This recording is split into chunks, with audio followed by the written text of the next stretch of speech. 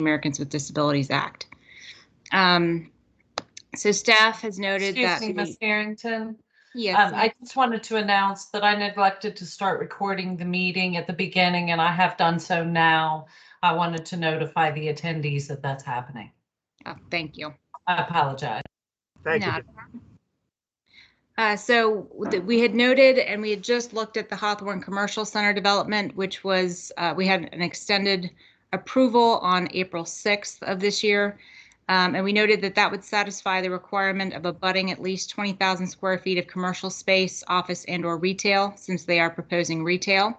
However, there is concern on behalf of the applicant on the status of the Hawthorne Commercial Center and how quickly they would be proceeding forward with their development in line with theirs. As noted, the code is fairly specific, and so staff had the concern that, you know, if we proceeded forward and they moved forward quicker than the Hawthorne Commercial Center, you know, we may get tied up without them meeting that requirement of abutting the 20,000 square feet of retail. The code does not have really any specific vesting rights with regard to the commercial component in order to satisfy that condition. And it can be, like I said, it could be reasonably interpreted that the commercial component would need to be in place prior to final occupancy. We provided them with 3 options to move forward. One is to provide commercial component on site. And in listening to their proposal, I'm not sure if that's economically feasible for them at this point. They can proceed forward with the risk that the Hawthorne Commercial Center does not develop in a timely manner. Or the third proposal was to provide a text amendment to the commercial highway permitted with conditions for consideration by the Planning Commission. And we did include 3 options in order for the Planning Commission to evaluate and see if this is something that they might be interested in pursuing. Option number 1, it says the use shall be above or behind commercial use or abuts at least 20,000 square feet of commercial space, office, and/or retail, or abuts a parcel having a valid site plan for at least 20,000 square feet of commercial space at the time of site plan approval for the subject lot. Option 2, the use shall be above or behind a commercial use or abuts at least 20,000 square feet of commercial space, office, and/or retail, and/or industrial space. And option number 3, the use shall be above or behind a commercial use or within 400 feet of at least 20,000 square feet of commercial space.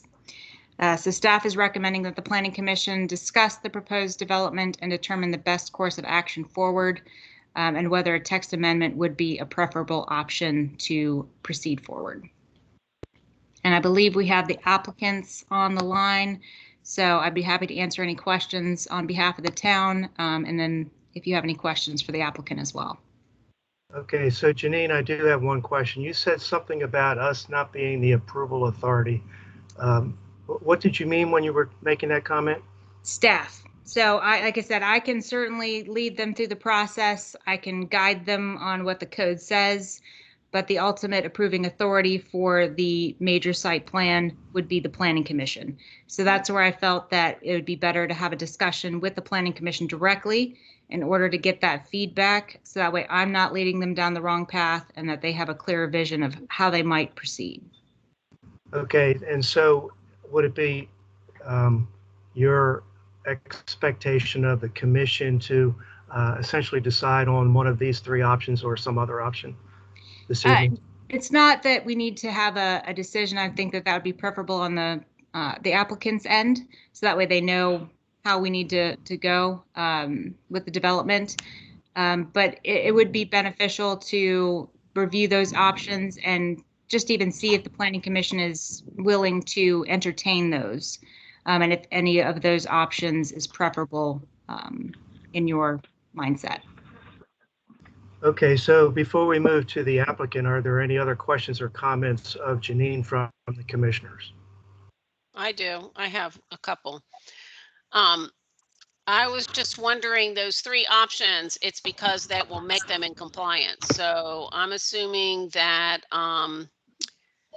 as long as, sorry, everybody's popping up in front of the screen where I'm trying to read. So it says abuts a parcel having a valid site plan. That means that just because they do have that site plan, we're good to go. And then the other one, the industrial space, is because then they comply because of the Coca-Cola company? The Pepsi plant, yes. Oh, okay. For some reason, you all had Coca-Cola bottling company on the map stuff. All right. And then the use shall be above or behind a commercial use or within 400 feet of at least 20,000 square feet. And the 400 feet of the 20,000 square feet is building number 2? Is that what that, or how are they complying with that? So when you look at the aerial map, that there is commercial, when you draw a straight line from the property, Uh-huh. there's the car wash there, and then there's a couple other commercial spaces. That's within 400 feet. So even if the Hawthorne Commercial Center didn't develop, they'd be within 400 feet of a commercial use. Okay.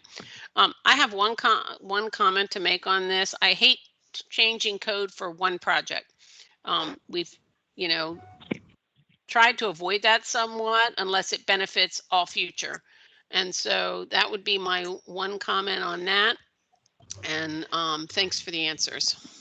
Absolutely. And I will mention that I have had discussions with a couple other developers, and this actually would benefit future projects. Well, that's hypothetical at best, correct? Yes. So this is for one project. Yeah, so how would it benefit other projects? So in the future, if there is a property that's been the commercial highway and they wanted to develop multifamily, but they weren't able or didn't want to provide the commercial component, they would still need to meet the above or behind or within 400 feet or, whatever conditions are placed. They'd have to meet those restrictions. So the idea is that once you subdivide off a parcel, they'd be able to develop it as a standalone multifamily property. Okay. I'm sorry. Janine, this is John Mudd. I just had a couple quick questions. The commercial highway zone is primarily meant for commercial uses. Is that correct? Yes. Okay. And when you say that multifamily is a use permissible with conditions, it is kind of a caveat to the primary zone, which would allow ancillary, in my opinion, residential and commercial together in a project. Is that basically right? That's the way it is written right now, yes. Okay. My only concern is, and I echo my fellow commission members' concern, that we need to stay away from spot zoning individual properties. I think that sets a bad precedent. Personally, I just think this piece of property doesn't fit the needs of the developer. And honestly, 301 is a commercial corridor, and I'm not sure how valid or proper or even consistent with the vision of the town to travel down 301 and see this residential, apartment building stuck between commercial uses. So from a continuity standpoint, I think it creates a problem from my perspective. And I absolutely understand that. I will note, however, that the property in question is not fronting on Crane Highway. It's actually the parcel behind, and of course I can't move my cursor around for you guys to see it. But when you see, there is a property line that kind of divides that darker red area. And so it's the property that's closest to Hawthorne Green Section 1. So there is a vacant piece that is out front and would be available for future commercial development. And how large is that piece out front? Well, the piece behind it is 5.55 acres. So I'm guessing it's probably around 4 acres or so. Yeah. Okay. Well, yeah, the graphic really doesn't show that. Mm-hmm. And that would change the perspective considerably. If what I'm seeing is a brown, colored subject parcel is not representative of the client's parcel. Anyway. Can I ask another question then in reference to that, Janine? Absolutely. Is the line that goes straight and then curves towards the west, is that the dividing line on that brown parcel for the 2 pieces of property? Yes. Okay, then the second graphic on that PDF, the parking lot and part of the buildings are on that parcel. And I think Jessica Zuniga is on the phone. Do I have this incorrect, Jessica? I am here, Janine, and we do actually have both parcels under Ah. contract. I will offer, though, that this particular parcel, the front parcel, the frontage of it actually has very steep slopes and has a stream. So it doesn't have direct access to Crane Highway without a stream crossing. This is a sensitive environmental area and a very steep drop off. So it does not actually have usable frontage on Crane Highway. Okay, are there other questions or comments of Janine before we move to the applicant from the commissioners? I have one other comment on this, but that even if they do have not direct access from Crane Highway and they don't, they do would have to have a stream crossing, there still is a viability of it having some type of commercial at the bottom of that property development at the, within the buildings. And so I still am reluctant to just do it based on how they have presented it. That's my final comment. Okay, other comments from the commissioners before I move to the applicant? Okay, so Jessica, are you speaking for the applicant or somebody else? It's me. Yes, sir. So is there anything that you want to add for the benefit of the commissioners?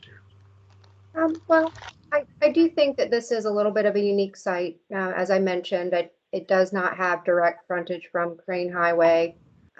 Oriole Lane itself is also fairly unique. The idea of not having a crossing from the other side of Crane, I think, does devalue this from a commercial, this particular property from a commercial perspective. It is directly adjacent to residential. We did initially look at it with trying to provide 20,000 square feet. And we talked to other developers and brokers who do a lot of commercial in the area. And the feedback we really got was the best value as far, the most likely commercial here would be something that possibly has a drive-through, right? So, a 2,500 to 3,000 square foot lot, which would really, with a drive-through, would also be an acre. And that's not getting us anywhere close to 20,000 square feet. So as we looked at this, what we really came up with and, the various layouts that we did is, we would have very little residential if we did 20,000 square feet in what we felt was truly leasable, right? I mean, we could do 3 pad sites, and that would be 3 acres dedicated to commercial.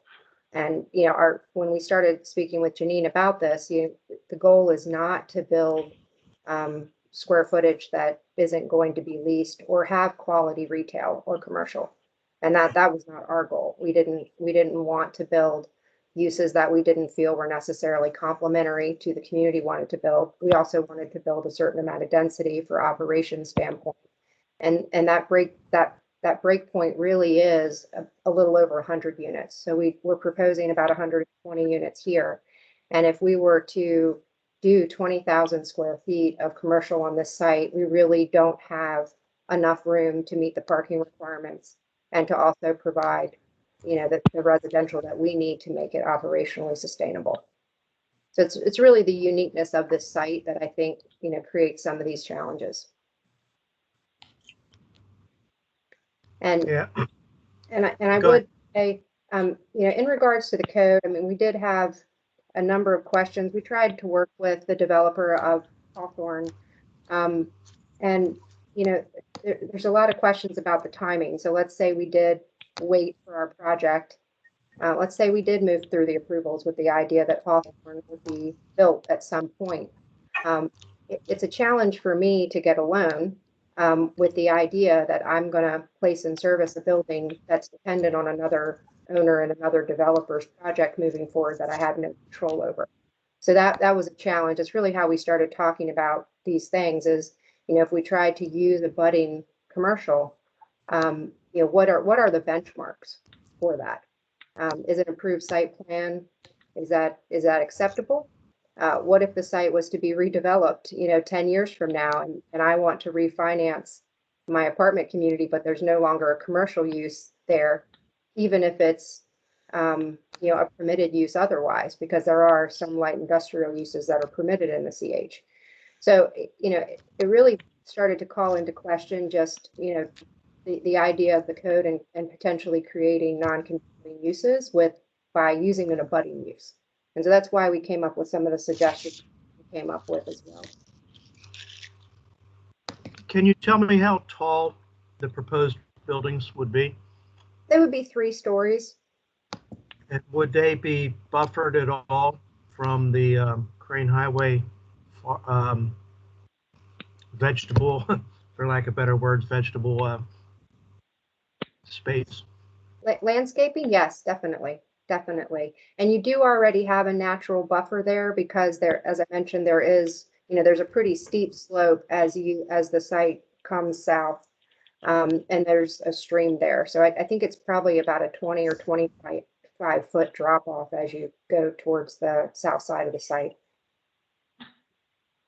So I'm looking at the property, and there is a line that runs north and south from top to about 3/4 of the way down, and then at an angle towards, say, 7 o'clock. What is that line for? There is a division of property. So we would need to do a boundary line adjustment plat to combine the 2 parcels together. So the applicant owns both of these properties, and they're essentially will end up as one property? They're under contract. They're currently under contract. We don't own them yet. And they are 2 parcels, and we would consolidate them. Okay, so Jessica, do you have, out of the options that you've proposed, is there one that you prefer over the others? In regards to layout or the text amendments? Well, in Janine's staff report, there were 3 options on how to handle the conditions. I think that option 3 option 3 would be our preference, and I also believe that would be easiest to administer for the long term. I think that accomplishes just a very clear metric. It's an existing use already. It's within 400 feet. I mean, that's a very objective standard. And I think that's always positive in a code.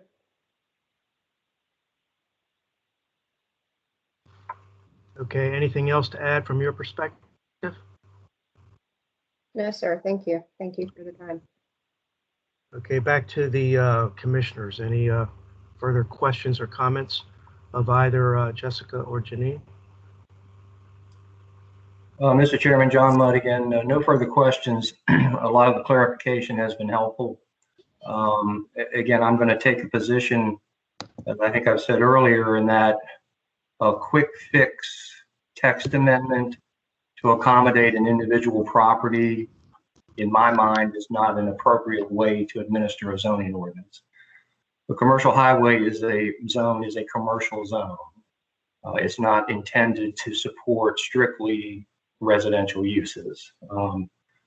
And a question for Janine, I mean, you can obviously file an application for a rezoning in the town of La Plata, is that correct? Yes. Okay, so that's an option.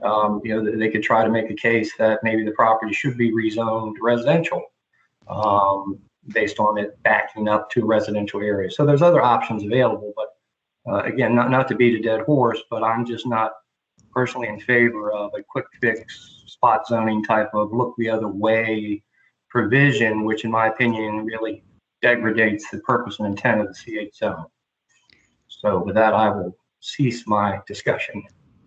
I will state with the rezoning, though, we would have to determine that it was a mistake on the comprehensive plan. So it would need to be in conformance with the comprehensive plan, and the comprehensive plan does show that property is commercial. Right. So that probably Yeah. wouldn't be looked Well, at favorably. Well, there's the potential for a change in the character of the neighborhood that they could offer. And again, I'm not trying to say that a rezoning case is a simple proposition. It is one of the more onerous processes in the zoning world. So again, it's not a quick fix, but it is still another option. Thank you for the info. Okay, is anyone on the commission prepared to make a motion this evening?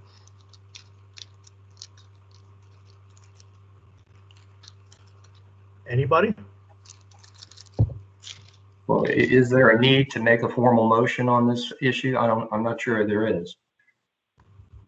Well, let me go back to Janine for clarification on that. What is the expected outcome of the meeting this evening? So I think it was trying to get a consensus on how they should proceed forward. And from what I've gathered from, from who I've heard from, that it is not advisable to do a text amendment and that they would need to either provide a commercial component on the site or they'd have to proceed forward at their own risk that Hawthorne Commercial does not develop, and then they can't get their occupancy permit.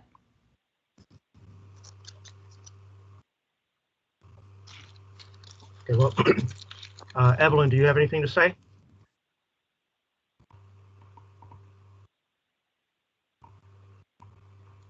I guess not. Councilman Simpson, do you have anything to say? I don't think that number 3 would be advisable.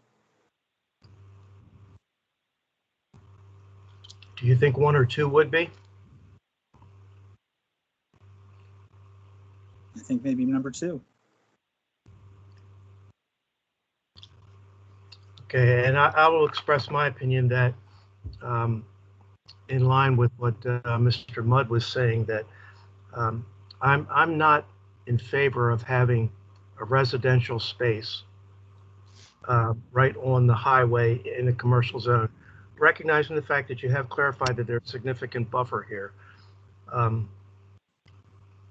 don't know if I would personally want to move into an apartment like that. So that's where I stand. So I open it up to other commission members to rebut that or agree or whatever.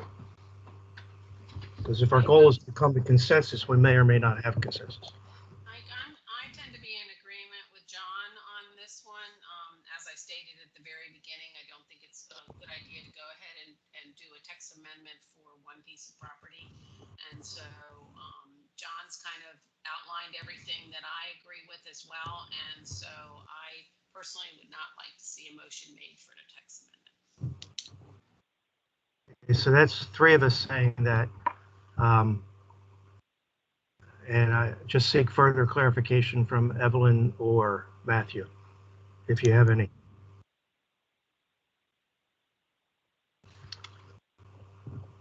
Okay, so not hearing any, 3 of us feel that this is not a good idea to proceed in this direction.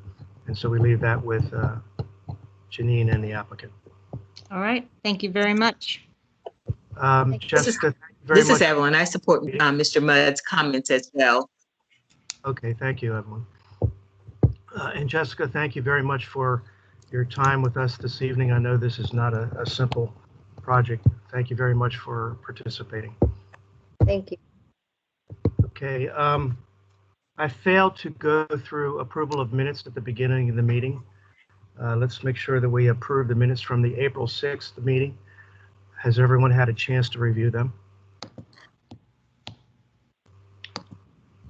I've reviewed. Yes. Could I hear a motion for approval or amendment? This is Evelyn. This is Evelyn. I make the motion that we approve the April 6, 2021 meeting minutes as written. Do I hear a second? Second. John, okay. Is anyone opposed? Hearing no opposition, the minutes are approved as presented. Thank you very much. Okay, now we move on to petition to enter into a development rights and responsibilities agreement. We'll start off with Janine on the staff report. All right. So I will give you a little background. This is a new template of staff report for the DRA process. The staff report topic tonight, of course, is the Stagecoach La Plata LLC Development Rights and Responsibilities Agreement in compliance with the 2020 Comprehensive Plan. The action requested is determination on whether the DRA is in compliance with the town's comprehensive plan. Now, I did send the submission around to the department heads within the town hall, and the finance department, operations department, planning department, myself, and the police department did provide comments, which are located in the staff report. I also outlined the submission requirements as shown in the newly adopted DRA enabling legislation. And it shows that the items were submitted. I will note, and we'll get into this a little bit later, that item number 10, a description of the conditions, terms, restrictions, or other requirements determined by the town council or their designees to be necessary to ensure the public health, safety, or welfare has not been provided at this point. It's pending further review and consideration by the council. So background on the project, just because this has been going on for quite a while, and I think we have a few members of the Planning Commission that may not be as familiar with it. The town council did adopt the DRA enabling legislation, ordinance 21-07 at their March 30th, 2021 special meeting. In accordance with the new code section 173-102, the town may execute a DRA for land development consistent with the comprehensive plan as authorized by the land use article of the annotated code of Maryland. Staff then received the DRA submission for Stagecoach La Plata LLC on April 2nd of 2021. On April 12th, 2021, the town council unanimously agreed to refer the petition and agreement to the Planning Commission. And as I mentioned, we have not received any terms or conditions, restrictions at this point that can be determined later by the town council. So for the project itself, the subdivision was annexed into the town on March 26, 1996. The parcels were originally zoned R21 at the time of annexation and were subsequently changed to MUD, or the mixed use development zoning, in 2005, along with the master site development plan approval. That was approved by the Planning Commission on April 5th, 2005. In December of 2005, the Planning Commission recommended approval of a T&D designations to parcels 1, 2, and 3. The Stagecoach Crossing development received T&D designations for that tract on October 11th of 2005, as granted by the town council. The parcels have since been rezoned to R5 as part of the zoning code update in 2018. At this time, the planning department has not received any development plans for review since the project had been rezoned in 2018. The preliminary findings of the staff report are based solely off of the DRA submission that we received on April 2nd. So for the preliminary findings, I did this a little differently. Instead of looking at the different comprehensive plan sections, I actually laid out all of the articles and items that were within the DRA and then attempted to address whether or not they were consistent with the goals and actions of the comprehensive plan. Under Article 2, public benefits to the town of La Plata, this is more of a summary of the items within the rest of the document. So I didn't get too much into detail at this point. And I won't read through all of the benefits that they are listing there, but there are 9. Staff has noted that items 1, 2, 3, and 6 do not coincide directly with goals or actions established in the comprehensive plan, and therefore staff doesn't feel like they can really be evaluated for consistency since it's not really applicable. Item number 1 is proposing to establish payment on a debt service required for the construction of water and sewer lines and has been an ongoing project between the town and developer. On item number 2, the dedications of easements over water and sewer line is a requirement of the town code section 191-16.g, and we did not establish any action items or goals regarding infrastructure dedication. While item number 3 states that the development will allow for the construction of infrastructure on and through Stagecoach property, which is not applicable for the comprehensive plan either. For item number 6, the town does not have any say or control over the establishment of school sites for the Charles County Board of Education, and therefore any school facilities are not contained within the town's comprehensive plan, and we did not we're not able to establish that for consistency as well. Any discussion of future school sites would need to be negotiated with Charles County government and the Charles County Board of Education. There's further analysis under Article 3.1 relating to these items. Item number 4 and 5 were evaluated under the transportation element of the comprehensive plan.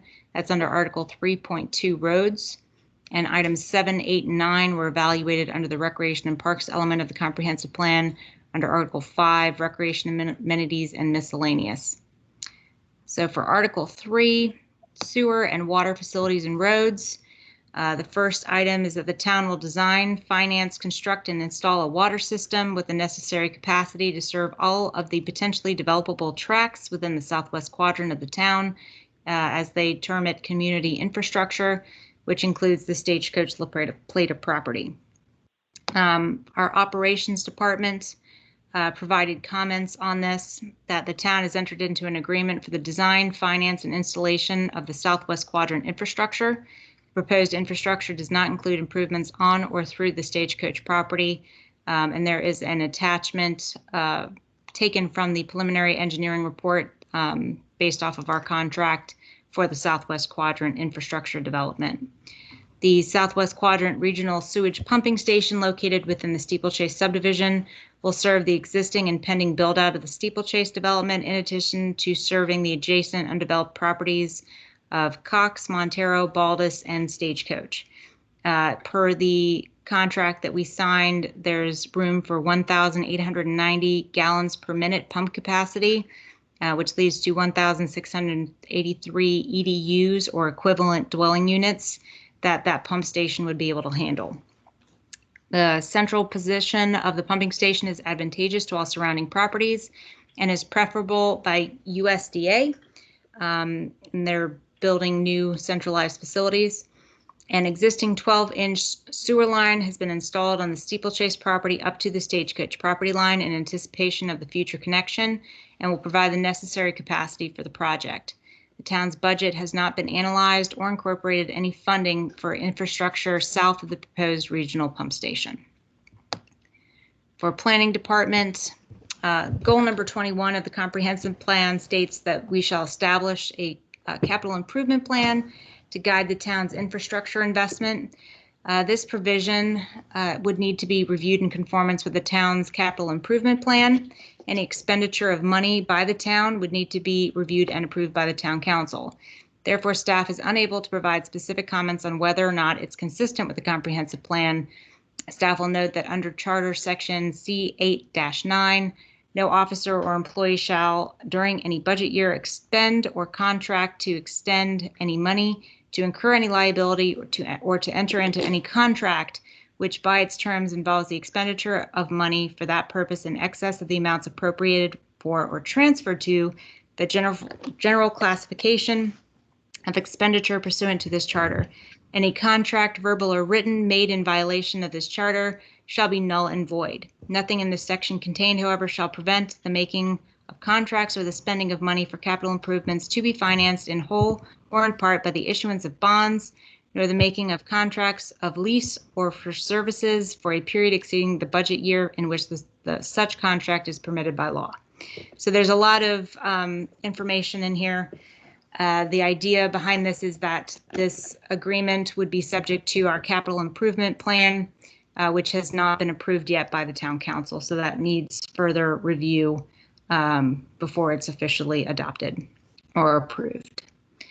Under Article 3.1.b, the town will recalculate the major facility fee imposed pursuant to the authority in Maryland Code. I won't go through everything within here, but we did have Finance Department make some comments, and then I also had some comments on behalf of the Planning Commission.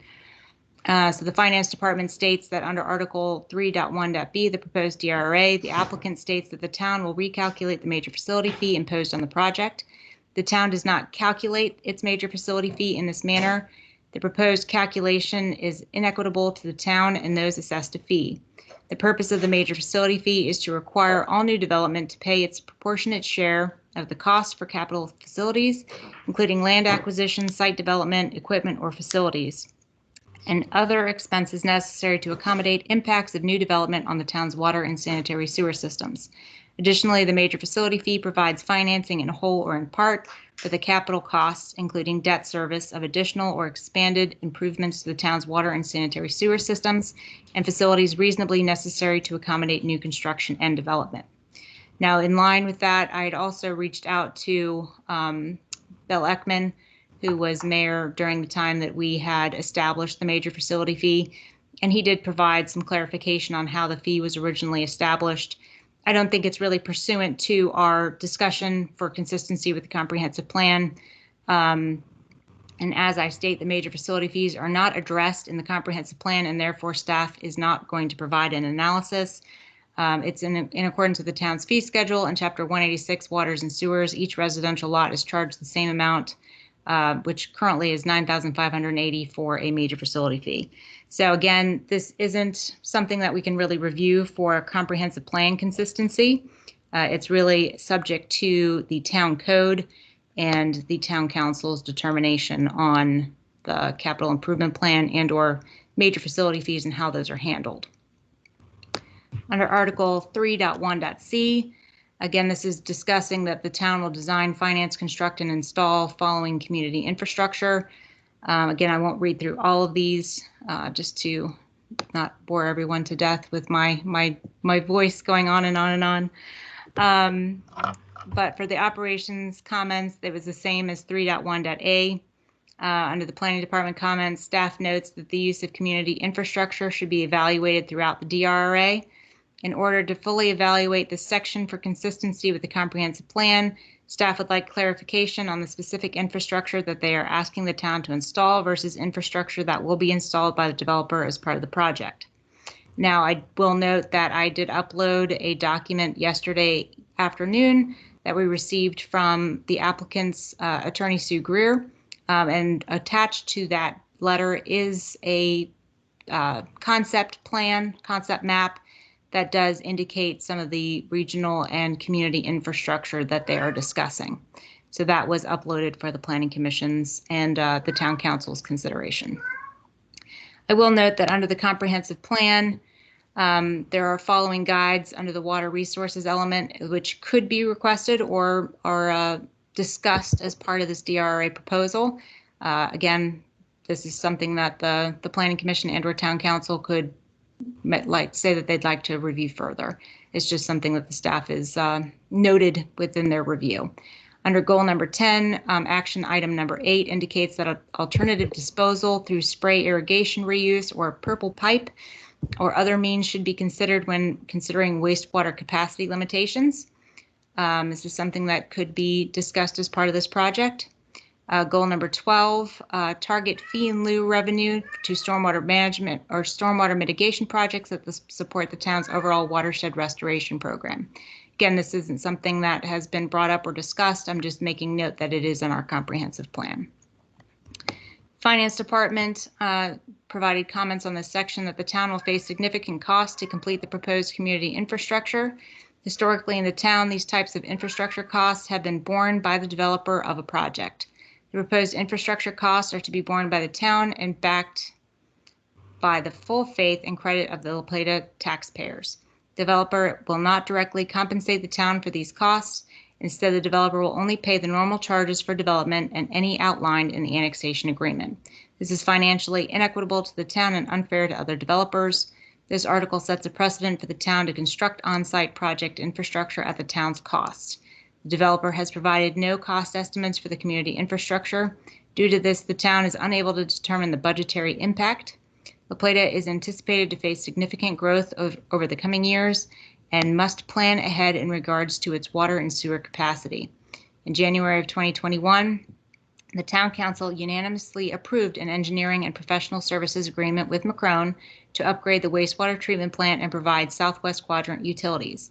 Within this agreement, the town's desire to secure over $12 million in United States Department of Agricultural loan funding to finance the projects. The town has limited borrowing capacity, and the additional financing costs related to the community infrastructure under this article is concerning. Under Article 3.1.d, Upon later approval of the first final subdivision plat for Stagecoach project or the completion of the town's installation of community infrastructure on the Stagecoach property, the developer will guarantee cash flow of up to $500,000 per year in order to ensure sufficient cash flow to pay the debt service on any loans or bonds issued to finance extension of water and sewer infrastructure in the Southwest Quadrant, etc. Planning Department comments. Again, this section cannot be evaluated for consistency with the comprehensive plan, major facility fees, or any of those monetary, as they're stating that they would be guaranteeing up to $500,000 per year to ensure sufficient cash flow, is not considered under the overall comprehensive plan, and therefore we have not provided any consistency analysis. Finance Department did provide comments that the guarantee of cash flow up to $500,000 per year is a prepayment of major facility fees owed by the developer. Developer is not directly compensating the town for the cost of the proposed community infrastructure. Additionally, without a cost estimate, the town is unable to evaluate the adequacy of the amount guaranteed to cover debt service. Under Article 33.1.e, we're again discussing major facility fees and the actual water and sewer fund debt service payments for that year. Basically, they're going to be the same comments as the previous Article 3.1.d by the Planning Department and the Finance Department. Under Article 3.1.f, this guarantee shall remain in force as long as the cumulative amount designated as prepaid major facility fees is less than the projected sum of the major facility fees that will become due as the Stagecoach project is built out. Again, this section cannot be evaluated for consistency with the comprehensive plan. In accordance with Section 11.2.a of the proposed DRA agreement, is void after 20 years of the, what did I say here? Sorry for my cat.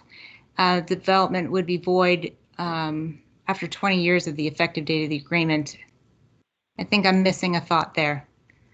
Anyway, under Section 11.2.a, I think that there's another area where it talks about the agreement being void after a certain number of years of the effective date of the agreement if certain things have not been completed.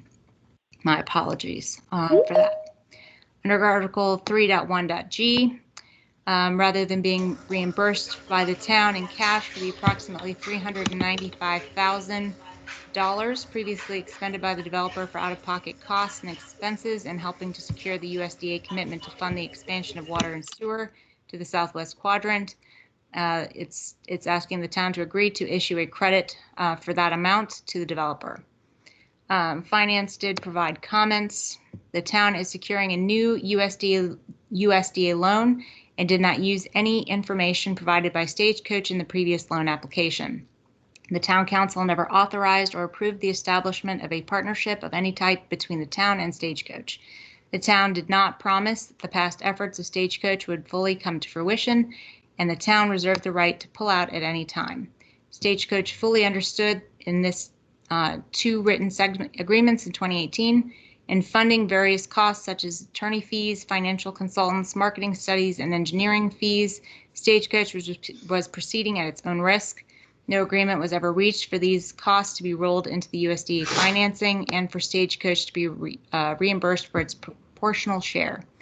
And again, staff doesn't have any way of evaluating this for consistency with the comprehensive plan as we're still discussing major facility fees.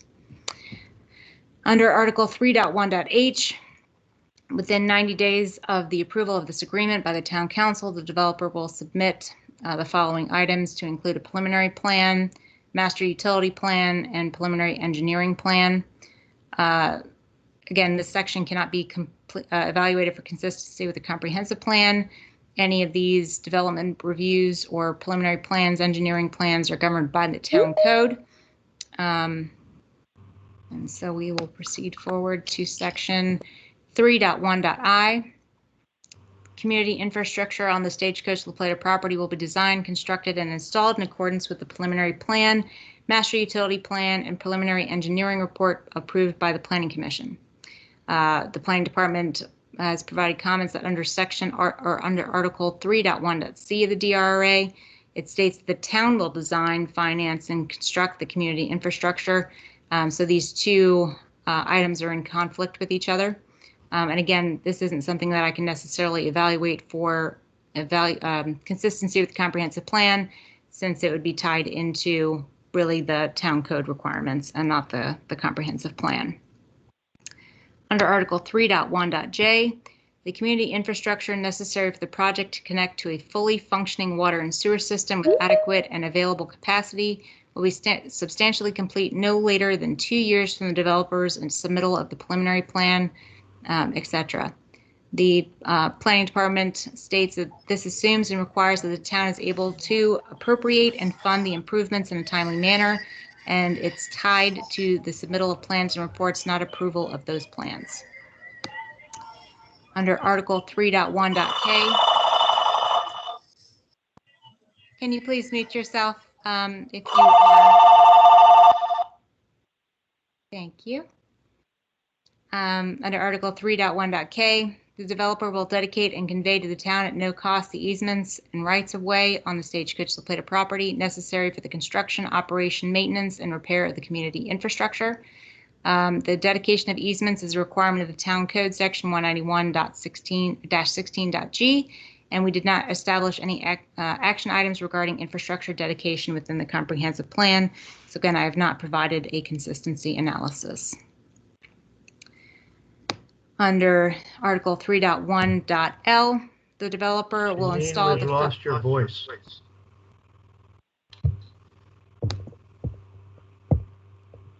I'm not. Can you hear me? I can. Danielle, do we have an unstable connection here? I don't see one. I can hear Janine just fine. Is anyone else having an audio issue? This is Evelyn. It's very, very sketchy in and out.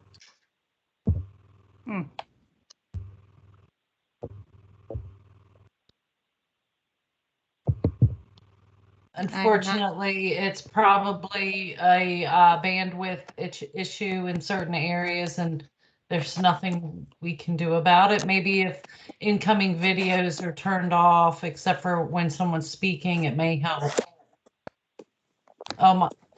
Chairman Gann must have had to go out and came back in. Can you hear me now, Mike? Yeah, technology is a wonderful thing when it works. Yes, it is. All right. Hey, Mike, if you turn off your video, it'll help. Oh, so I'm the issue, huh? Okay.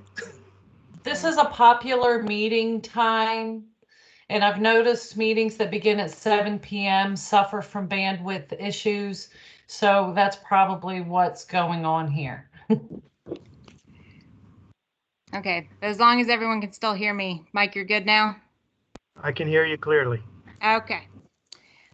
So under Section 3, Article 3.1.l, the developer will install the following sewer and water improvements located on the Stagecoach La Plata property, shown as developer improvements. This section cannot be evaluated for consistency with the comprehensive plan. Infrastructure installation is governed by the town code, and we do not have any applicable sections within the comprehensive plan besides reference to the capital improvement plan. Article 3.1.m, with the exception of those improvements dedicated on subdivision or site plan approvals as private, the developer, upon completion, again will dedicate and convey to the town at no cost the developer improvements. As I stated before, that the dedication of easements is a requirement of the town code, and it has not been evaluated for consistency with the comprehensive plan. Article 3.2.a, within 45 days of the execution of this agreement, the developer shall submit for the Planning Commission's review and approval a road network master plan. Staff is unable to determine consistency with the town's comprehensive plan without seeing the proposed road network. Roads shall be designed in accordance with the future roads map outlined in the plan. The Article 3.2.b, the developer agrees to work cooperatively and in good faith with the State Highway Administration to establish an access to the property from US Route 301, from which the developer can construct an alternative access road to the property. Staff has commented that in accordance with goal number 15 and 16 of the comprehensive plan, it encourages access management along Route 301 and to improve safety awareness for pedestrians and drivers. Staff is unsure whether the proposed entrance will be located directly off of Route 301, but notes that access would need to be established on private property that is not currently located within the town's boundary. Under Article 2, the applicant stated that they would work with the state highway and the town to establish an access point directly off of the US 301 and would provide funding at no cost to the town for the construction of a traffic signal. Generally, costs for construction of traffic signals directly relating to development are already borne by the developer of the property and not by the town. The State Highway Administration would need to evaluate the proposed entrance for safety and access management. Once the traffic signal plans have been submitted to the town police could also review for safety awareness to ensure that it's in compliance with the comprehensive plan. Our police department did also note that the comprehensive plan does not provide goals and actions for I think the comprehensive plan does provide goals for and actions for pedestrian and traffic safety. In our opinion, the DRA should discuss preparing for public safety hiring to ensure sufficient resources in place during development. Article 3.2.c, the developer agrees to install and erect signage that demarcates the town's boundary. The comprehensive plan does not have any goals or actions relating to town boundary signage, so again, it has not been evaluated for consistency. And under Article 4, school infrastructure, again, the following sections 4.1 and 4.2 are both discussing a school site and school seat allocations. And again, as I mentioned previously, the town does not have any say or control over the establishment of school sites for the Charles County Board of Education, and therefore any discussions would need to be negotiated with Charles County and the Board of Education. School seat allocations are not included in the town's comprehensive plan, and this would be subject to the town's ability to grant such allocations in accordance with Town Code Section 173-95 and 173-98. Article 5, recreational amenity and miscellaneous items. So again, I won't read through 5.1, 5.2, 5.3, or 5.4, but it does lay out the recreational amenities that the DRA is proposing. And I'll get right into my analysis. That staff recommends that a time period for the installation of the trail system is established as part of the DRA.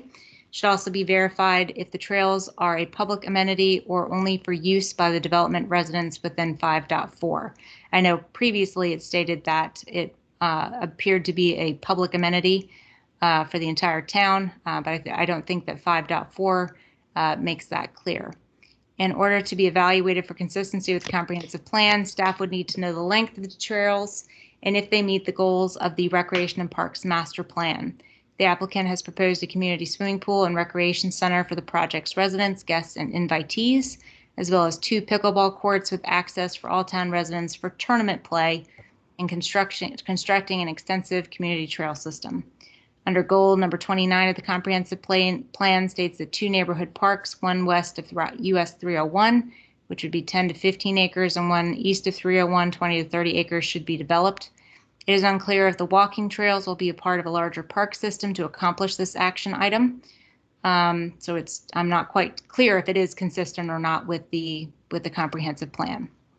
Under goal number 30, it recognizes the need to meet identified facilities needs, especially for indoor recreation and sports fitness, walking and swimming, and programming for youth, elderly, and disabled residents in accordance with the town Parks and Recreation Master Plan. There is a table 2.2 within that master plan that states by 2030, 1 outdoor public swimming pool, 10 miles of nature trails, and several court activities would be needed. As they mentioned, the recreation facilities proposed under the DRA besides the actual trail are private and therefore would not meet the public amenity goals of the comprehensive plan and the Recreation and Parks Master Plan. Now, they do provide private amenities for their residents, which is fantastic, and we always look forward to having those addressed in their development plans, and there are requirements for on-site recreation outlined in the Town Code, Chapter 173. Under Section 5.5, the developer will agree to pay the $2,500 for each new building lot as set forth in paragraph 9A of the annexation agreement, which monies will be payable at the time of application for building permit. Staff notes that this section is not applicable to the town's comprehensive plan, and therefore an analysis for consistency has not been provided. Staff also notes that the developer has the obligation to pay that money in accordance with the annexation agreement, and it does not need to be agreed to pay. They do not need to agree to pay again what they've already obligated to pay. In accordance with the annexation agreement 9A, in addition to the payment of any application fees or other fees required by law at the time of the approval, but prior to the recordation of a plat of subdivision for any property within the tract, the applicant petitioner shall pay to the town an additional fee of $2,500 for each additional building lot payable upon approval, but prior to signature for recordation of the final plat of subdivision. Petitioners agree that they will not seek to compel or require the town to accept or process any application for subdivision of all or any portion of the tract until such fee is paid. Under Article 6, limitations, plan approvals, permits, and plan consistency. Again, 6.1 has not been evaluated for consistency since there's nothing in the comprehensive plan for me to really evaluate it against. Under 6.2, development limitations. The property is currently zoned R5 and is consistent with the comprehensive plan's land use map. The permissible uses and the development limitations will be governed by the Town Code, Chapter 191. The project is proposing approximately 625 residential dwelling units with a mix of single-family detached, single-family attached, and two-family dwellings. And that is compliance with goal number 24 to encourage a range of housing density, type, cost, and size in new subdivisions to welcome a diverse population. Under 6.3, other development approvals and permits. Again, this section would be applicable to the Town Code and could not be analyzed for consistency with the comprehensive plan. 6.4, public health, safety, and welfare. I state that the Town Council has not made this determination, and this will need to be verified after the Planning Commission's review for consistency with the comprehensive plan. Under Article 7, development review. 7.1, timely development review. This section cannot be analyzed for consistency with the town's comprehensive plan. All development approvals and requirements are governed by the Town Code. Staff has not received any development plans or site analysis to determine if environmentally sensitive area element is consistent with the proposed DRA. Any subdivision plans or site plans will need to be reviewed in compliance with the town's code and comprehensive plan. 7.2, timely submission of documents. Again, this section cannot be analyzed for consistency with the comprehensive plan. This is governed by the Town Code and our ability to review submissions. The staff will also note that submit, that's located in this, the first line of the town agrees to use their best efforts to submit and process. The submit should be deleted from this section, as the town will not be submitting any of the reference documents under 7.1. And then under Article 8, survival and transfer of obligation. 8.1, I was unable to analyze for consistency with the comprehensive plan since this isn't directly applicable to the comprehensive plan. 8.2, responsibilities of developer upon transfer to a successor. Again, this section cannot be reviewed for consistency with the comprehensive plan. The Town Council will need to determine if they want to release Stagecoach from the obligations or require it to remain secondarily liable. Under 8.3, that section also was not able to be evaluated for consistency. The Town Council may need to make that determination. And I did not, I don't think that any of the following sections of 9.1, 9.2, 9.3, or 9.4 could be evaluated for consistency with the town's comprehensive plan. Again, there's just nothing in the comprehensive plan that this would be tied to for me to evaluate that. And then under Article 10, that section was also not evaluated for compliance since the laws, rules, regulations, and policies should be clarified to be in accordance with the town regulations. The town cannot control changes in regulations by the state or federal government. And then in section B of that, Article 10, if the town council has specifically determined that the imposition upon the property in compliance by the subject development with development laws enacted or adopted after the effective date of this agreement is essential to ensure the health, safety, welfare, etc. Staff notes that this section, again, cannot be analyzed for consistency with the town's comprehensive plan.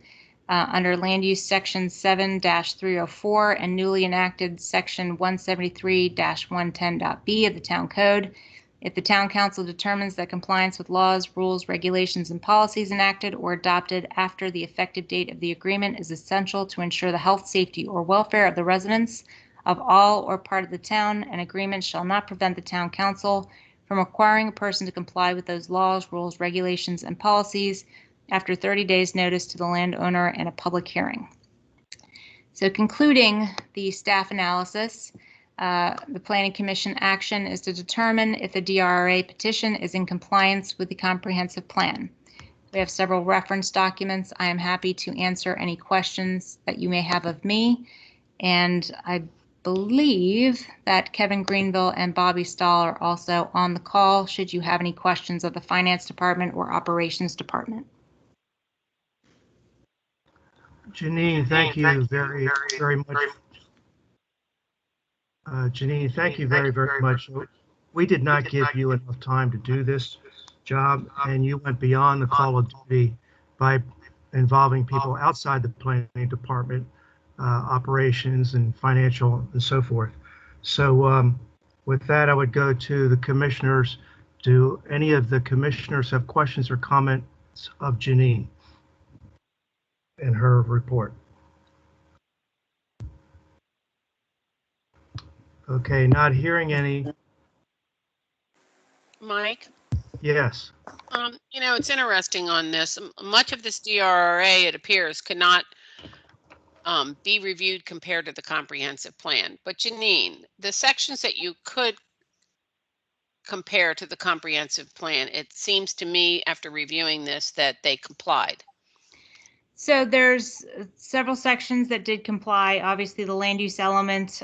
There were a few other sections that most likely they would comply with the comprehensive plan, but I don't feel that we have enough information at this point to really determine if the recreational amenities or the access to 301, those types of things can really be evaluated, since we haven't seen where they're going, how it's being proposed to be developed. Those types of things, we need to be able to know how many acres of park they're providing, or how many acres of trail that they're providing, how many miles, because that's where we really get into the details of the comprehensive plan. So I'm sure that it would be along the lines of the comprehensive plan and there would be no issues. I just didn't feel comfortable saying 100% yes, it is consistent, because I felt that there was a little bit of missing information for me to make that official determination. And I agree with you on that after looking through it all, but my question would be the Planning Commission action to determine if the DRA petition is in compliance with the comprehensive plan. I would say that instead of us determining whether it's in compliance with the comprehensive plan, that we move forward with the report to the town council with staff's comments on it, if everybody is in agreement, rather than us say it is in compliance with the comprehensive plan. We would say that sections of it are within compliance of the comprehensive plan, but other sections could not be determined, and instead we would prefer to forward the report to the town council, because there's a lot of issues in that DRRA that the town council is going to have to address. Yeah. And because they've been outlined by the other departments as well within the town staff, then that gives the town council time to take a look at that, all of those issues. But my question, I guess, would be, can we pull out what does comply with the comprehensive plan and the questions that we would have in order for it to comply with the comprehensive plan, and give that to the town as just our response? Deborah, this is John Mudd. I listened very carefully to your point. I think procedurally and per the enabling legislation, it's very specifically necessary that the Planning Commission make overt findings of consistency. Now, and here, this is a key point. The real determination is consistency with the comp plan for the project, okay? And I'll give Janine and her staff a lot of credit and all the town agencies because they did a yeoman's job in a short period of time reviewing a very complicated and confused document. So again, the real issue before the Planning Commission is the project consistent with the comprehensive plan? The last sections of the DRA that Janine went through, the last 3 or 4 sections are all templated, typical, standard legal provisions that are part of the DRA. And clearly there's no relevance to comp plan, but those are all the legal parameters of the agreement. In that end, I would suggest the last part of the document have a thorough review by the town attorney. Those are the sections that he would need to thoroughly go through to make sure all the proper provisions are included. In terms of my position, in terms of is this project consistent with the comp plan? I'm hoping it will be, but I don't see a project yet. My history with DRAs is extensive. And I have to say, historically, most DRAs are filed after a project actually exists. It's not mandatory. The state legislation doesn't mandate that. But typically, it's a document that is forwarded for consideration once a real project is in the works. And to that end, as a Planning Commission member who's now asked to make this determination, I'm personally not in a position where I can make any determination because I don't know what the plan is. A brief description of the zone that exists today, that is part of the Southwest Quadrant, that it's R5 and they're going to build commensurate residential structures consistent with that zone. Well, that's encouraging, but that's not a project. That's a thought. So for me to be a little more positive in supporting consistency, I'd like to see a submittal first. In Article 3.1.H, where it says within 90 days of approval of this agreement, the developer will submit for review. I would suggest that item 1, 2, 3 be filed now, be considered as part of this application for a DRA. And I know I'd be a lot more comfortable after reviewing a preliminary plan with cost estimates and the extent of sewer and water infrastructure to be able to be in a position to say, yes, this is in compliance. But I'm not in that position yet. And I'm not sure the Planning Commission is in that position either. I'm all for expediting projects where there's a true and proper benefit to the town. I think this is a confused document. I think it includes a lot of pieces that are not typical to DRAs. Now, again, there's no limitation on what an applicant may proffer as part of a DRA. But for example, the school seat issue and the offer for a school site, from my perspective, those are irrelevant to the issue at hand.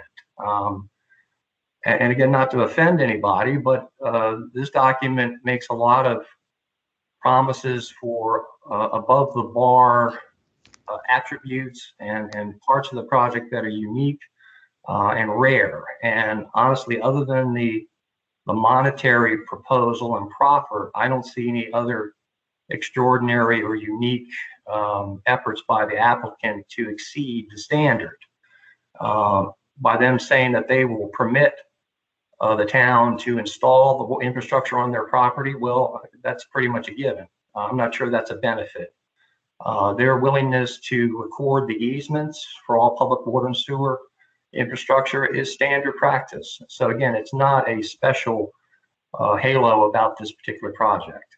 Again, I really didn't intend to bash this to pieces, but honestly, from where I sit, I think we need to go back to the drawing board to a certain degree and take a closer look at the consistency issue based on real plans and not a speculative idea of what they might want to do.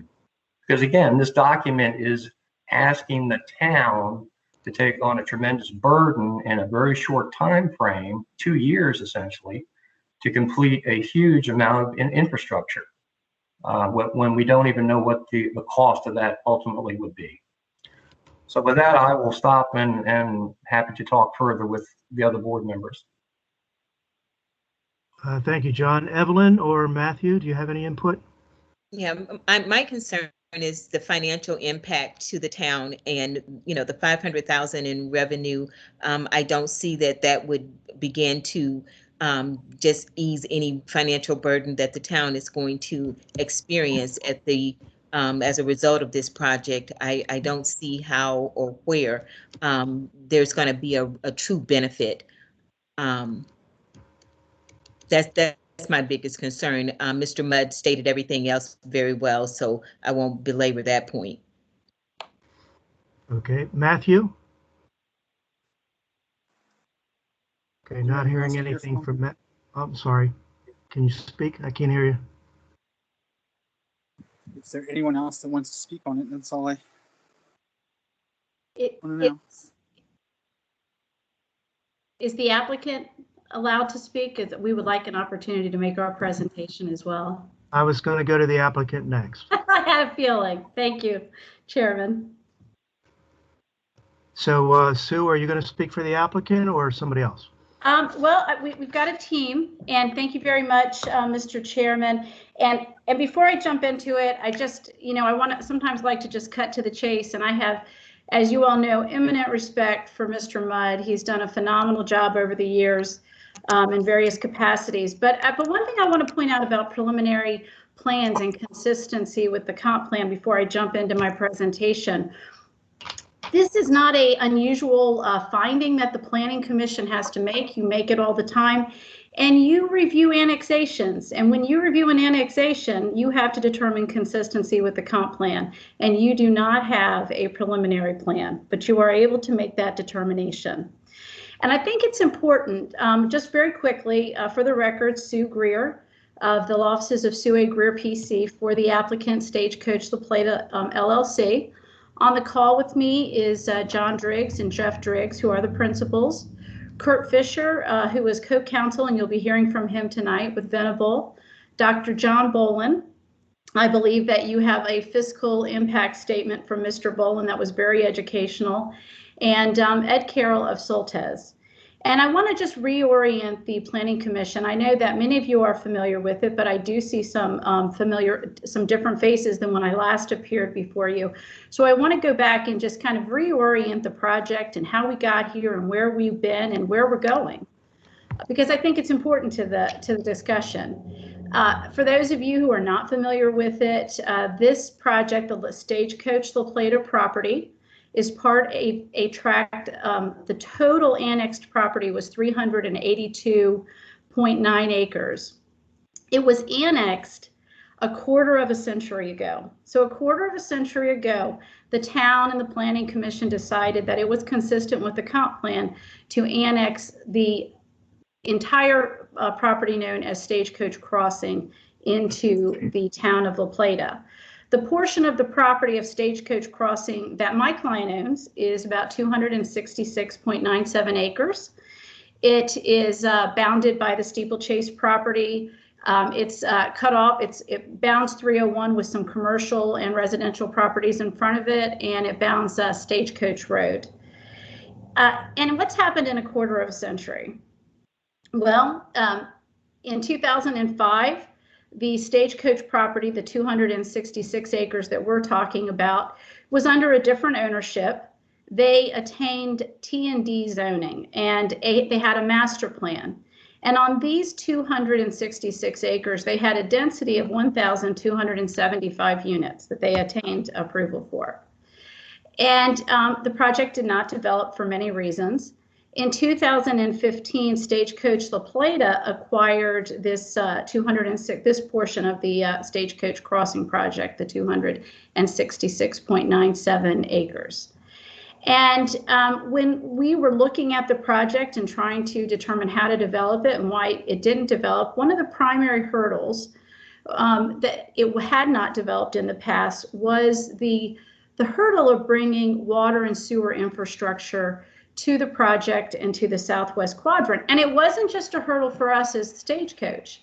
It was actually a hurdle that the town was also dealing with. The town had long wanted to open up the southwest quadrant to see all the properties there develop, to potentially look at other properties that could develop, but it also had the same hurdle. And as my client was looking at this, frankly, my client was looking at bringing in its own private line sized only for the Stagecoach La Plata property when it received a call from the town of La Plata. In fact, I commend, the director of operations, Bobby Stahl. He called up and he had a conversation and he said, look, this doesn't make sense. Systems that are balkanized, fragmented, that are only designed to serve one project, that's just not good business sense. It's not good for the citizens of the town of La Plata. In the long term, I have to maintain it. I have to operate it. It's very costly. It's very expensive. Stagecoach La Plata, you and the town, we have aligned interest, and our interest is to open not just your property, but the entire southwest quadrant for development.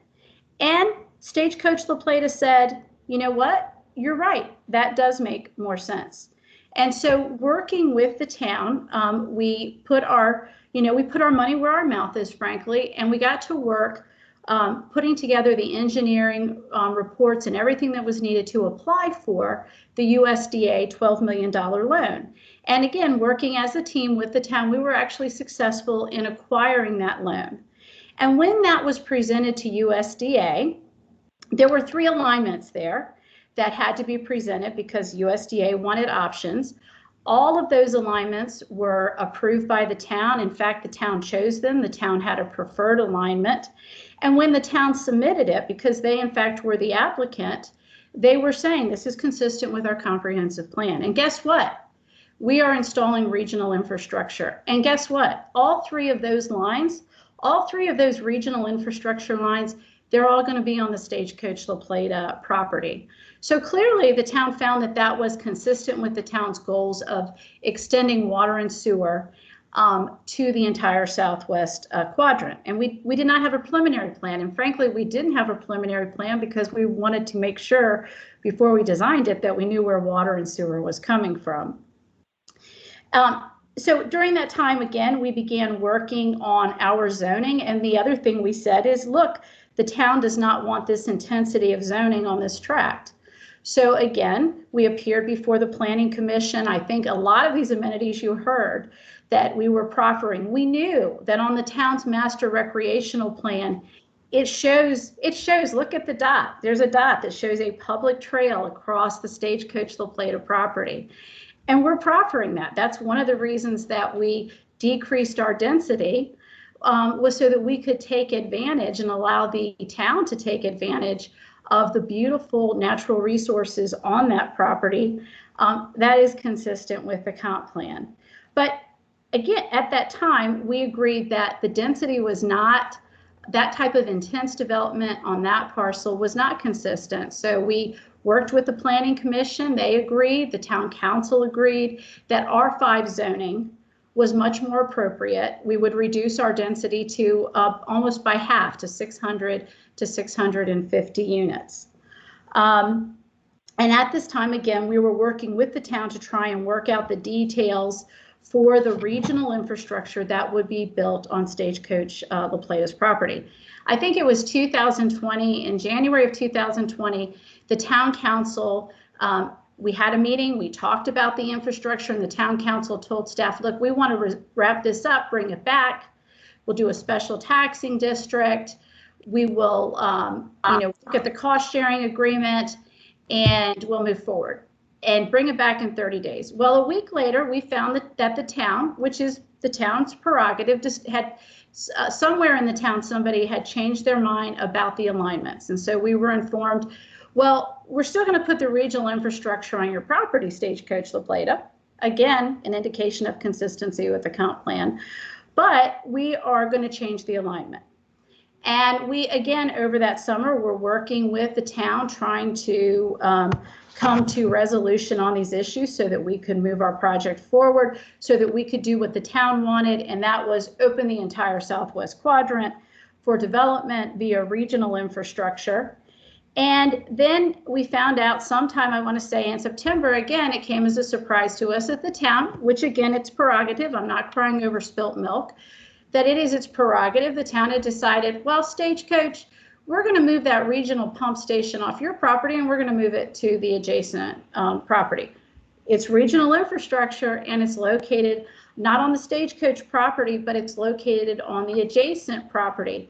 And again, I'm not saying that to say, oh no, bad town. I'm saying that you already are doing exactly this. You are putting regional infrastructure on a development. Having said that, the Stagecoach La Plata, all we have wanted to do from the beginning is be treated fairly and honorably, and all we've asked the town is that we would treat them fairly and honorably.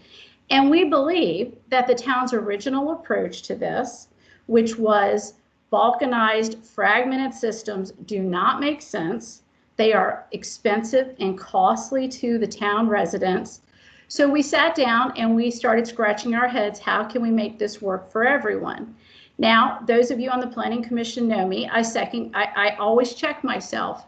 I represented Charles County for a number of years doing this for Charles County. So I always sort of wear those two hats, and I always want to reach out and make sure that I'm doing things right. So who did I reach out to, and who did Stagecoach reach out to talk about how can we present a project that we think is great for the town, meets the town's needs, and also meets our needs. And who did we reach out to? We reached out to the preeminent attorney in the state of Maryland, Kurt Fisher, who's on the phone tonight with Venable. Usually you wouldn't see Kurt sitting with me. He would be sitting with you. He predominantly represents government, local governments across the state of Maryland in the very matters that you're talking about. Due process, developers' rights and responsibilities agreement, adequate public facilities, sewer and allocation policies. You know somebody's good when governors from both sides of the street like him. Governor Ehrlich appointed him the chair of the Real Property Task Force on business owner compensation and condemnation cases. Donald Schaefer appointed him to the Maryland State Advisory Council on administrative hearings. I can't say enough about him. He's very humble. He won't talk about himself. But I wanted to bring him in to talk to you about the DRRA, about the findings of consistency, because I think that he has a mind that's far brighter than mine and far more articulate. And with that, Kurt, I will turn this over to you. Well, thank you, Steve, for that wonderful introduction, which I'm sure I don't deserve. And you did date me with some of the commissions that I was on land use, government land use issues. This is my first time appearing before this commission, and I can say that I very much appreciate the opportunity to appear before you. The question before this commission is whether the DRRA presented by Stagecoach is consistent with the comprehensive plan. And consistency with the comprehensive plan is a familiar issue for this commission. You're required and do make this determination in connection with both preliminary plans and master plans. And I'm sure that you have been involved in determining consistency with the comprehensive plan on many more occasions than I have, and that you understand that. What is not before the Planning Commission in determining consistency with the comprehensive plan is the detailed business terms of the DRRA. The source of law for determining what consistency with the comprehensive plan means is section 1-303 of the land use article. And it lists items that should be considered in determining consistency with the comprehensive plan. And this may have been a way in which the staff report could have been structured. It lists timing of the implementation of the comprehensive plan, timing of development, timing of rezoning, development patterns, land uses, and densities or intensities. I mean, they are the issues that are before the Planning Commission in determining consistency. In this case, we believe the question is straightforward. And it's almost a foregone conclusion that this DRRA, and that's what's before the commission, is whether the DRRA is consistent with the comprehensive plan, that it is. And I'll go through why, based on the criteria that the commission is required to consider for purposes of determining consistency. Now, the planning director prepared a very professional report. It's obviously well written. From her presentation this evening, she's obviously an excellent person. But frankly, it's overly comprehensive. It addresses numerous business terms that are not within the jurisdiction of the Planning Commission. They're not the reason that the Planning Commission is convened tonight. In fact, when I was listening to the presentation, and every time the planning director said cannot be evaluated for consistency with the comprehensive plan, I thought to myself, well, that means it's a business term that's within the jurisdiction of the town council and should be considered by them. This DRRA, when you look at its terms and you look at the components of the comprehensive plan that should be reviewed for purposes of consistency. If you look at land use, the use proposed by the DRRA is residential use, which is consistent with the comprehensive plan. The property has been recently rezoned to R5. There's no recommendation anywhere that it be rezoned to another use. In fact, it's my understanding that the mix of residential uses has actually been agreed upon, where there's a mutual understanding between the planning staff, the planning commission, and the town council as to the mix of uses that's envisioned for this property. So it's really hard to see how any DRRA could be more consistent in terms of the land use envisioned by the comprehensive plan. On the issue of sewer and water, the comprehensive sewer and water and sewerage plan envisions the extension of sewer and water to this property. In fact, it's been contemplated for approximately 25 years, and the director of operations informed us that the plan contemplated the extension of sewer and water to the Stagecoach property. In terms of recreation, the trails that are proposed are consistent with the recreation master plan. The school site, in terms of recreation, not only does that potentially provide a walkable elementary school site for the community, which is a great life enhancement for the community, but it also has tremendous quality in terms of the recreational facilities that would be provided. Also, there are other amenities such as pickleball courts that would be open for public tournament play. In terms of the transportation component, it achieves the overall goals of the comprehensive plan. An access point, which would go to 301, which would relieve pressure on Stagecoach Road, is certainly consistent with the comprehensive plan. So when you look at the criteria that should be considered for purposes of consistency, frankly, it's overwhelming that there is consistency here. And what I'd like to address,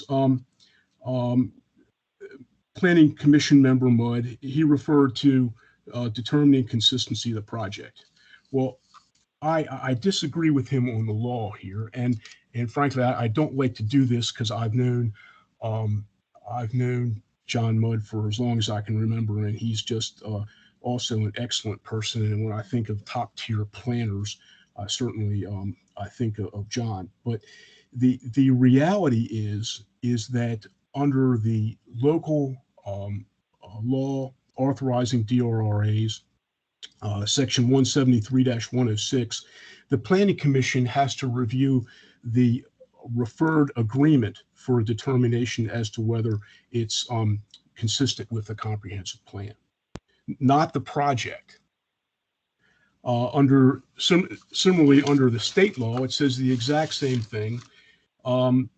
Section 7-305C provides that the public principal of the local jurisdiction has to refer the proposed agreement to the Planning Commission for a determination of consistency.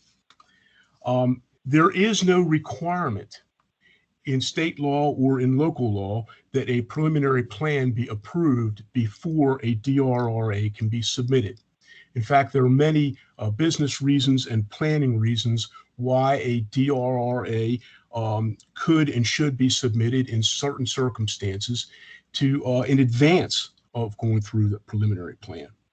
And what is telling to me is that when the planning director was asked, well, if we look at what's in this agreement and we look at whether this agreement is consistent or not consistent with the comprehensive plan, what would you say?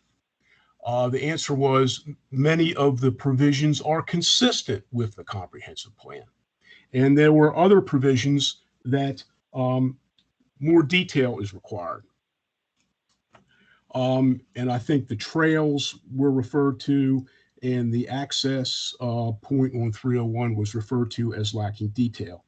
But the reality is to determine whether this DRRA is consistent with the comprehensive plan, you don't need to know the width and the length of the trails. You don't need to know where they connect. This agreement only provides for the dedication of trails. Is the dedication of trails consistent with the comprehensive plan? The answer is unequivocally yes. Is the location of another access point on 301 consistent with the comprehensive plan? Yes.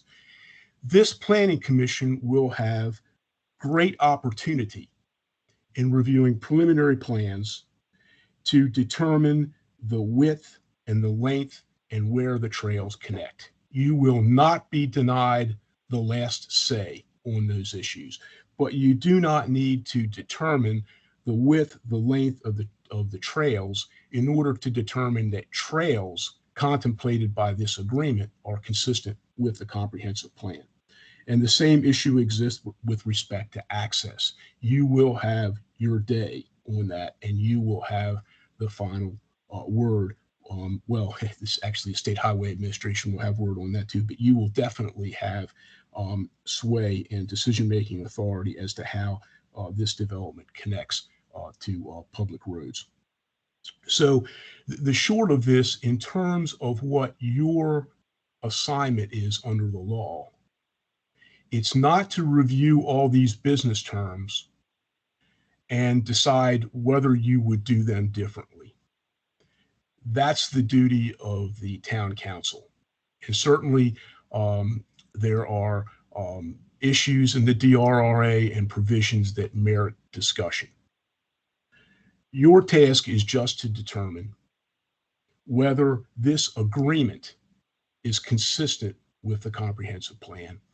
And it seems to me this is not a close call. Nothing has been suggested. Nothing in this agreement, not one line has been suggested to be inconsistent with the comprehensive plan. Indeed, what this agreement attempts to do through its business terms is implement the comprehensive plan consistently with that document. And whether those business terms are accepted, whether they're modified, whether they're rejected, those issues are for the town council under the law. And thank you. I appreciate your patience tonight. And so with that, I think if the commission has any questions for Stagecoach La Plata, we would be happy to answer those. And I I was also remiss in saying that Kurt has represented Charles County. He is familiar with our jurisdiction. The town of La Plata is within Charles County. He's been representing Charles County, I think, since 1988 on issues just like this. Now Ms. Greer has really dated me.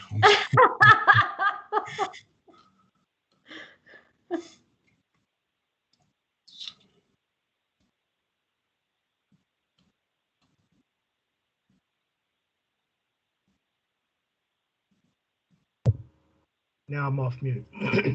Sue, are you now at the point where you're waiting for comments or questions from the commission?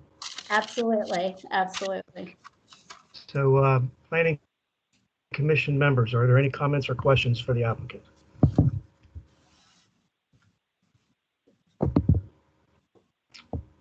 Okay. Excuse me. We're at that point where I would expect a commissioner to make a motion one way or the other. Mike, can I ask one more question? Absolutely. Okay.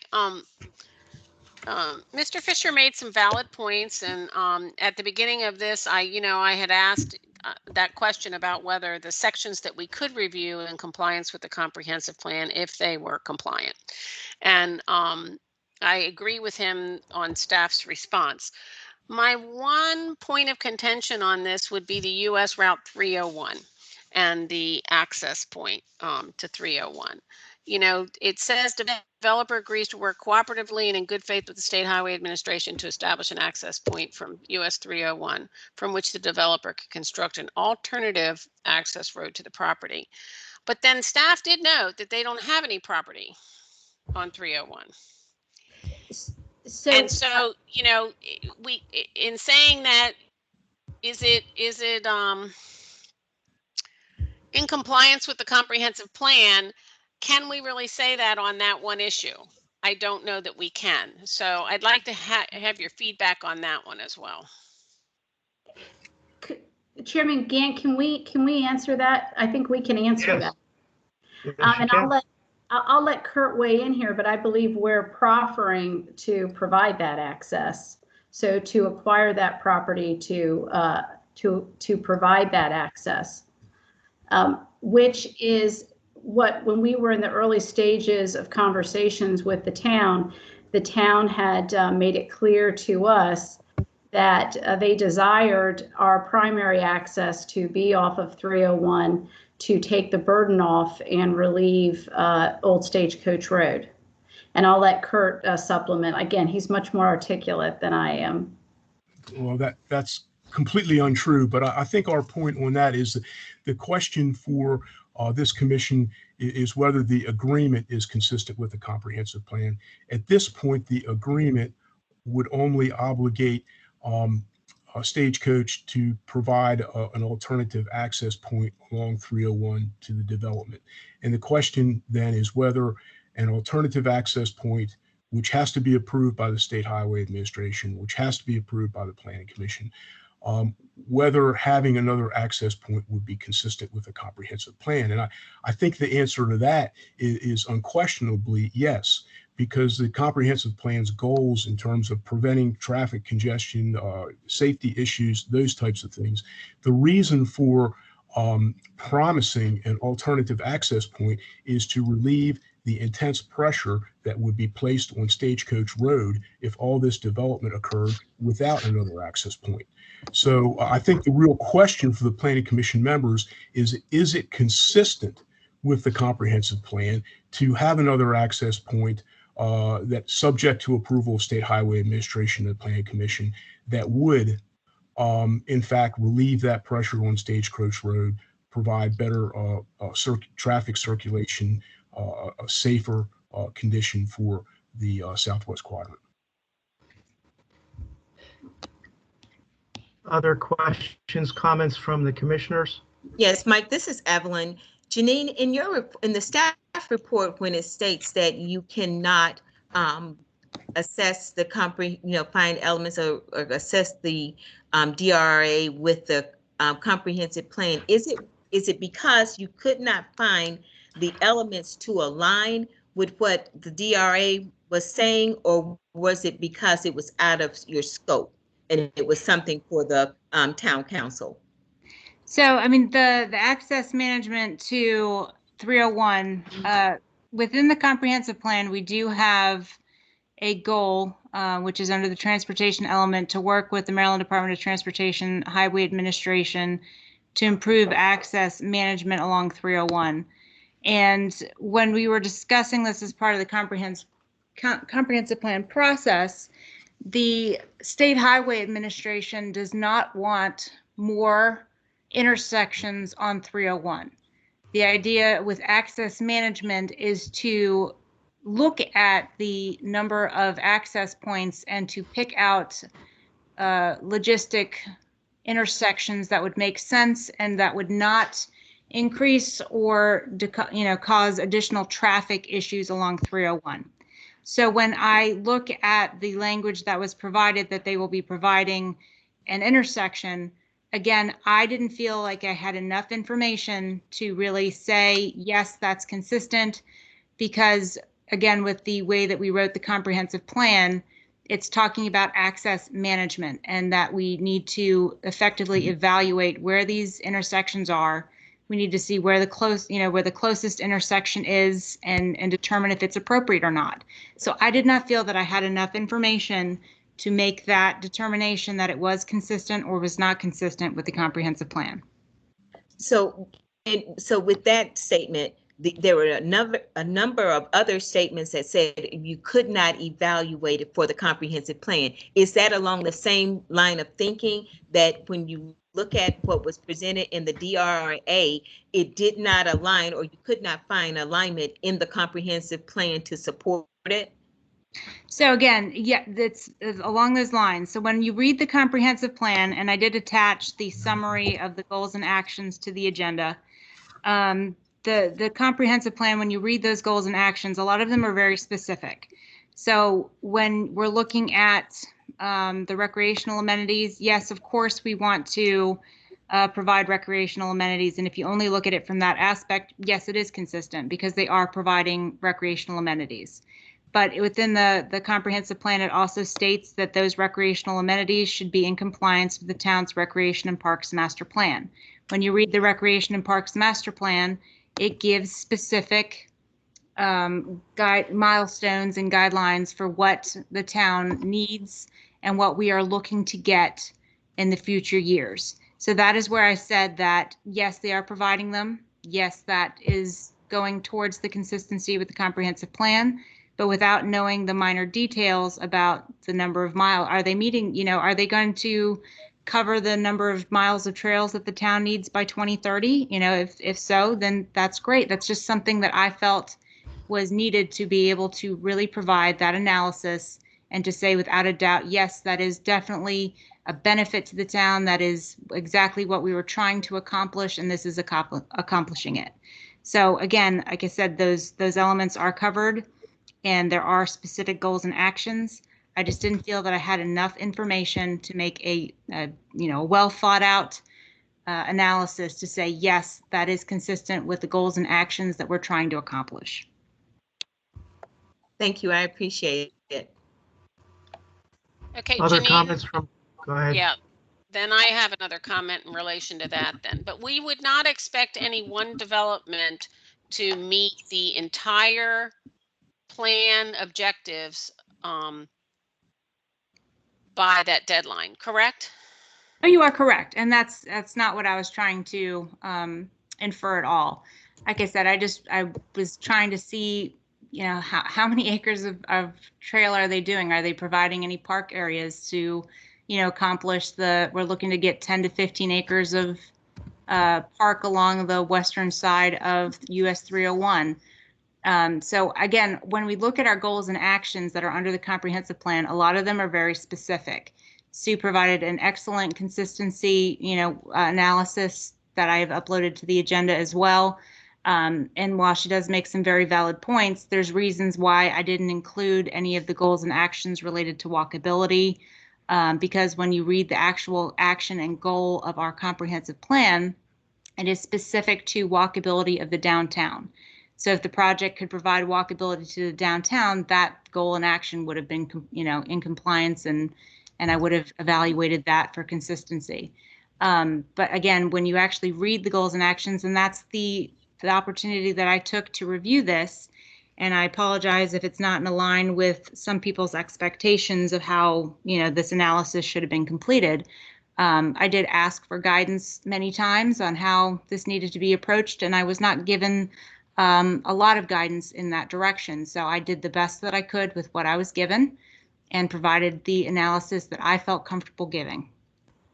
And Janine, I don't want to belittle at all your report, because actually I found it very comprehensive. And because this is the first time we've ever done one of these, obviously it's going to have more discussion, and it is a learning process for not only you, but for us as a planning commission as well, because this is the first time we've ever had to review one of these and say whether it is or isn't in compliance with the comprehensive plan. So I appreciate the fact that you went through and did all that, and it'll help us all move forward for the future. I guess my last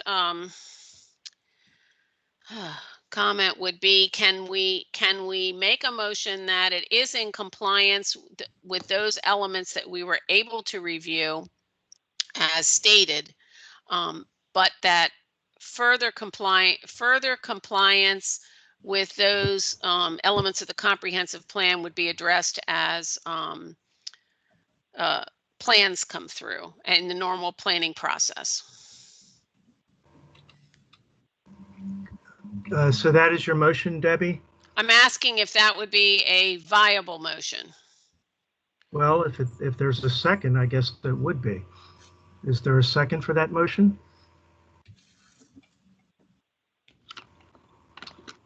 Okay, not hearing a second, I'd like to weigh in on this discussion. As has been stated by a couple people tonight, this project's been around for 25 years. There have been no plans submitted since around 2005, and at that time the density was about double what is projected to be today.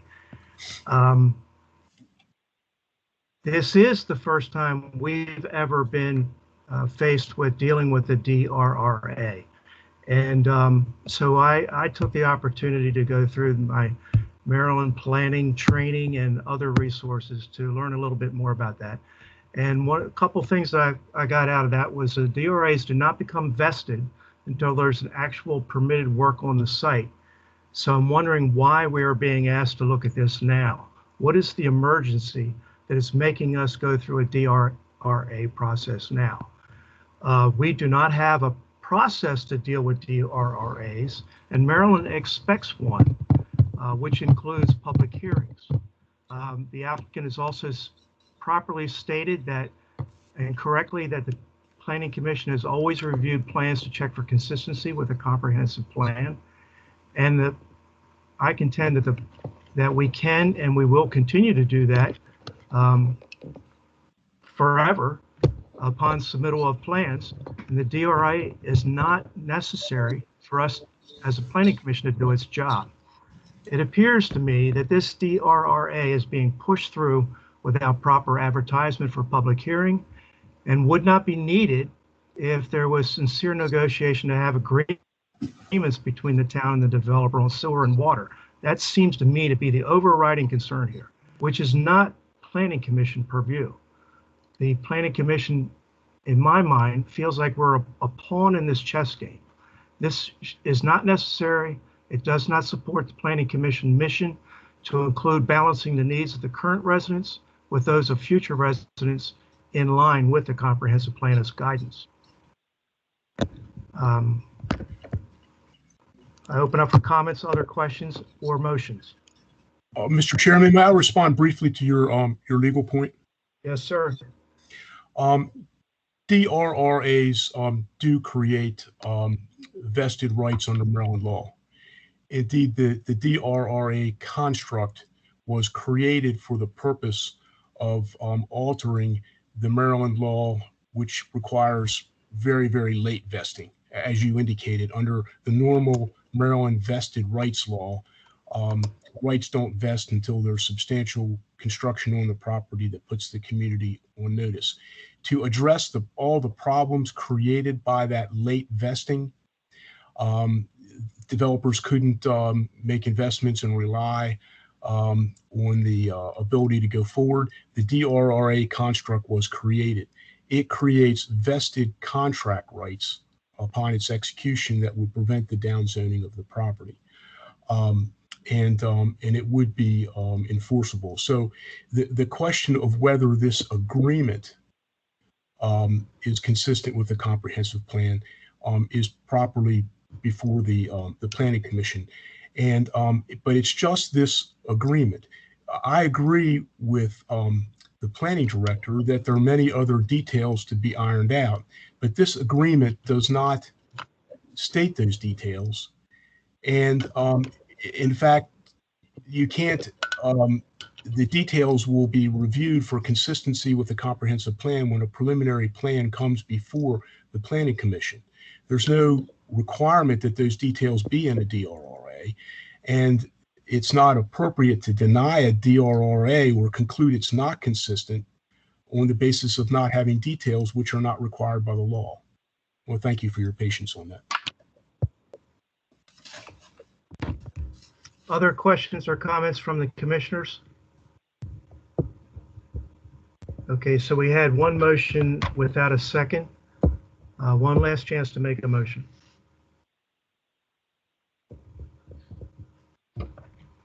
Okay, so not hearing any, we're not in a position to move forward and conclude that the DRRA is consistent with the comprehensive plan. And with that, I propose to move on to the next item on the agenda. And I am grateful for the participation of the applicant's team and the contribution that they made to this conversation. Thank you very much. The next item on the agenda is Chapter 108 with the comments from the Soil Conservation Service. Janine, can you provide us your summary? As long as I can unmute myself, yes, I will. There we go. So the Chapter 108, we had already gone through a thorough review of the chapter, and the Planning Commission did recommend to send that forward to the Town Council. And then COVID-19 hit and things kind of hit the wayside. I had sent this to the Maryland or the FEMA and to SCD for their comments. And I had also sent it to the Department of Natural Resources for their review of the forest conservation requirements. However, I have not received comments back from them, and it doesn't appear that I will. So I'm moving forward unless, a member of the Department of Natural Resources reaches out to me and says that they cannot, that we can't move forward until they've officially reviewed it. So just to give everyone a brief refresh, I won't go through the entire background of this. I just will provide a summary to refresh everyone, especially since we have a new Planning Commission member. But when we originally looked at Chapter 108, the idea was currently Chapter 108 is strictly for floodplain regulations, forest conservation, different resource elements are provided elsewhere in the code. Forest conservation is currently under the subdivision ordinance of 173. So the idea was to create one consolidated chapter dedicated to resource protection, to include provisions for streams, wetlands, floodplain, forest conservation, forest interior dwelling species, wetlands, and etc. So we took everything, we combined it all into one chapter. I evaluated updates to the state of Maryland COMAR in accordance with the floodplain and forest conservation regulations. We reviewed this on September 19th, and we had a few comments regarding cross-checking and a few other smaller details. It came back to the Planning Commission on October 1st of 2019, and that we got into a little bit more of an in-depth review on sensitive area plans, making sure that the language was cohesive with what our ideas were, So changing Patuxent River watershed to Chesapeake Bay tributary, and so on and so forth. On November 5th of 2019, again, we came back to the Planning Commission and reviewed all of those changes, and we deleted natural heritage areas since that's really not applicable to the town. I made sure that all references to Chief Executive Officer were updated, and made a few other smaller changes to some of the language, as well as some editorial edits as well. And then the final draft was presented to the Planning Commission on February 4th of 2020. And that was where we made the recommendation to move forward with scheduling the public hearings and the town council review. So again, I did send this out, and during COVID-19, I received comments back from FEMA, from Kevin Wagner, and from the Soil Conservation District through Louis Diegas. And so proceeding forward, staff would request that the Planning Commission reviews the chapter in full and provides any comments or questions on the draft code, and would like further instruction on how to move forward before editing the chapter further. And then if you'd like, we can go through the proposed changes. They have been provided as track changes within the attached draft code. So a lot of these were updates to, there was some updates to the definitions as far as buffers. I also received some input from FEMA on the definitions to make sure that they were consistent with the FEMA regulations. So he did provide a few edits on the conditional letter of map revisions, regarding the conditional letter of map revision and their determination for FEMA. Let's see if I can go down through some of the bigger, oops. Going down to page, let's see, I guess these don't have page numbers on them. Well, mine did. So to stop you there, how about page 12? Oh, yep, I see it now. Page 12. Okay. So we're looking at the regulated activity definition. Well, you had a question on there about 40,000 square feet. And Okay, so it doesn't appear there was an answer to that question. yes, that was a question for, so Soil Conservation District had asked the question about the 40,000 square feet rule. And after reviewing the state definitions, that 40,000 square feet was taken directly from the Forest Conservation Ordinance from the state. And so that was a comment by SCD wondering why it was 40,000 square feet and whether that was consistent with the sediment and erosion control section under the county. So that's where I was trying to specify that the regulated activity is directly related to forest conservation, and that is the definition from the state. Okay. And then on page 30, parentheses 10, parentheses. 10, yes. So the original wording had a minimum like 300 square feet, and now a maximum has been put into that place. Yes. And that doesn't help me get educated here.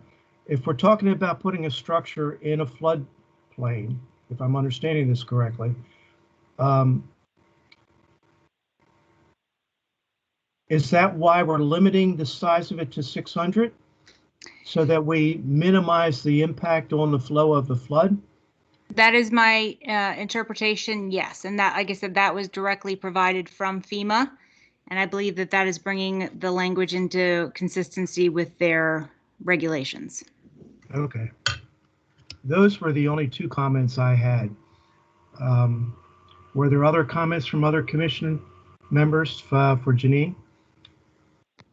This is Debbie. I have none. Okay. Evelyn, how about you? This is Evelyn. I have none. If I Okay, can get myself John? off mute. John, how about you? Mr. Chairman, thank you. Being a hermit back in the woods here, I've had a lot of time to review this document, and it didn't put me to sleep. I think it's a well done job. I'm coming in late in the process, so I really don't have a lot to add. The only question I'd have for Janine is, was there any consideration given to building in a increased buffer width when you had the presence of erodible soils or steep slopes? Yes, and where was that? I think that was, let me Yeah, see. I think I remember seeing something along the line. Yeah. So there's, Go ahead. I'm trying to recall the direct section that I think it was above the floodplain regulations. So are you saying there's a built-in provision for that? I believe so. I just want to double check before I give you Right. a 100% yes. Steep slopes.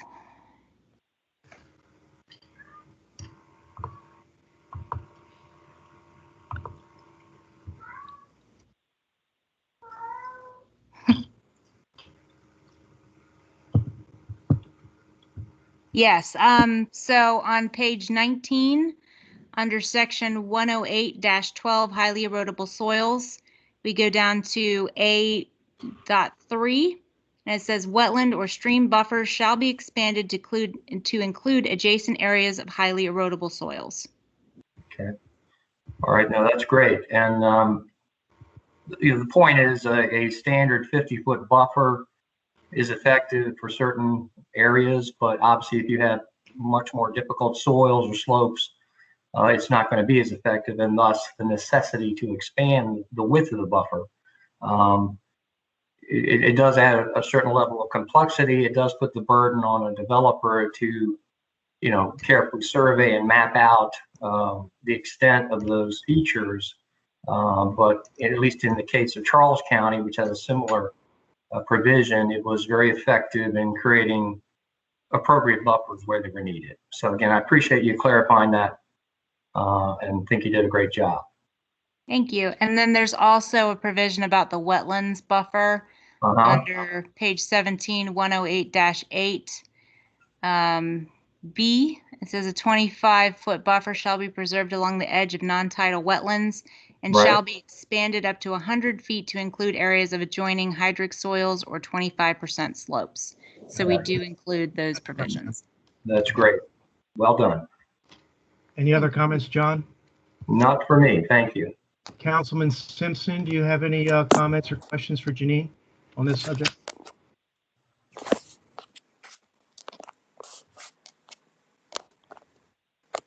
Can you guys? Was that a yes or a no?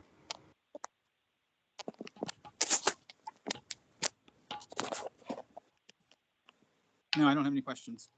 Thank you. Okay, so I do have one or two more questions, Janine. If I understand correctly, this input was the last that we were waiting for. Is that correct? Right. Like I said, I did send this to DNR on the forest conservation chapter. I have not received word back from them, and it's been over a year now since I originally sent it to them, and I've sent 4 follow-up emails requesting comments. And again, I have not received anything back. So at this point, I'm assuming that they do not have any comments and that we can proceed forward. I would make that same conclusion. So then, please advise me, are we at the point here where we can recommend adoption or whatever the proper word is for this chapter 108? Absolutely. So again, it would be the same recommendation that was made in February of 2020 to proceed forward with public hearing and town council review. Okay, so can someone make a motion? So moved. That was Debbie? Yeah. Okay. Do we have a second? This is Evelyn. I second. Thank you. Any discussion? Okay, since we all have trouble seeing each other, I will go around the the table to ask for a vote. Now, Councilman Simpson, Yes. Evelyn, Yes. John, Yes. Debbie, Yes. and I also say yes, so it passes unanimously. The next step is public hearing in town council. Thank you very much. Thank you. And I'm glad we kept it on the agenda, Janine. Thank you very much. You got plenty to look forward to then, rather than have that moved, right? Mhm. Okay, section 4, matters of information, radio station road, bikeways. Yes, so we actually have our consultant, Jamie Kendrick, on the line, I believe. Jamie, are you there? I am. Perfect. So I Jamie, will actually turn this over to Jamie. He has done an excellent job of putting this presentation together. It's really an informational session for the Planning Commission. And as I stated in my email, we will need to schedule a public information session. And I think we're looking to do that on the 19th, correct me if I'm wrong, Jamie, and wanted to verify that the commission had availability on that night. Great. Can you hear me? Yes. Yes. I've had some technology issues tonight. So some of you may recall that I was with you all a couple years ago on the comp plan. I loved doing that project with you all. And I was wondering if, Mr. Chairman, if I could take just a personal moment of personal privilege on that prior discussion about the DRA before I do the bikeways. Don't take too long, please, because we're Understood. long into this meeting. I would just note, as somebody else did as well, I think Janine did a very admirable job in that analysis. I think Mr. Fisher used the term overanalyze, maybe not, but I think Janine is correct in many of her points of analysis, that some may be business terms and some are actually pretty substantive public policy terms that the commission wrestled with once during that comp plan. So I would just give credit to Janine for the work she did on that. So anyway, but that's not why we're here. Janine, do you have the presentation queued up or should I share my screen? I'll share. Let's see if this works.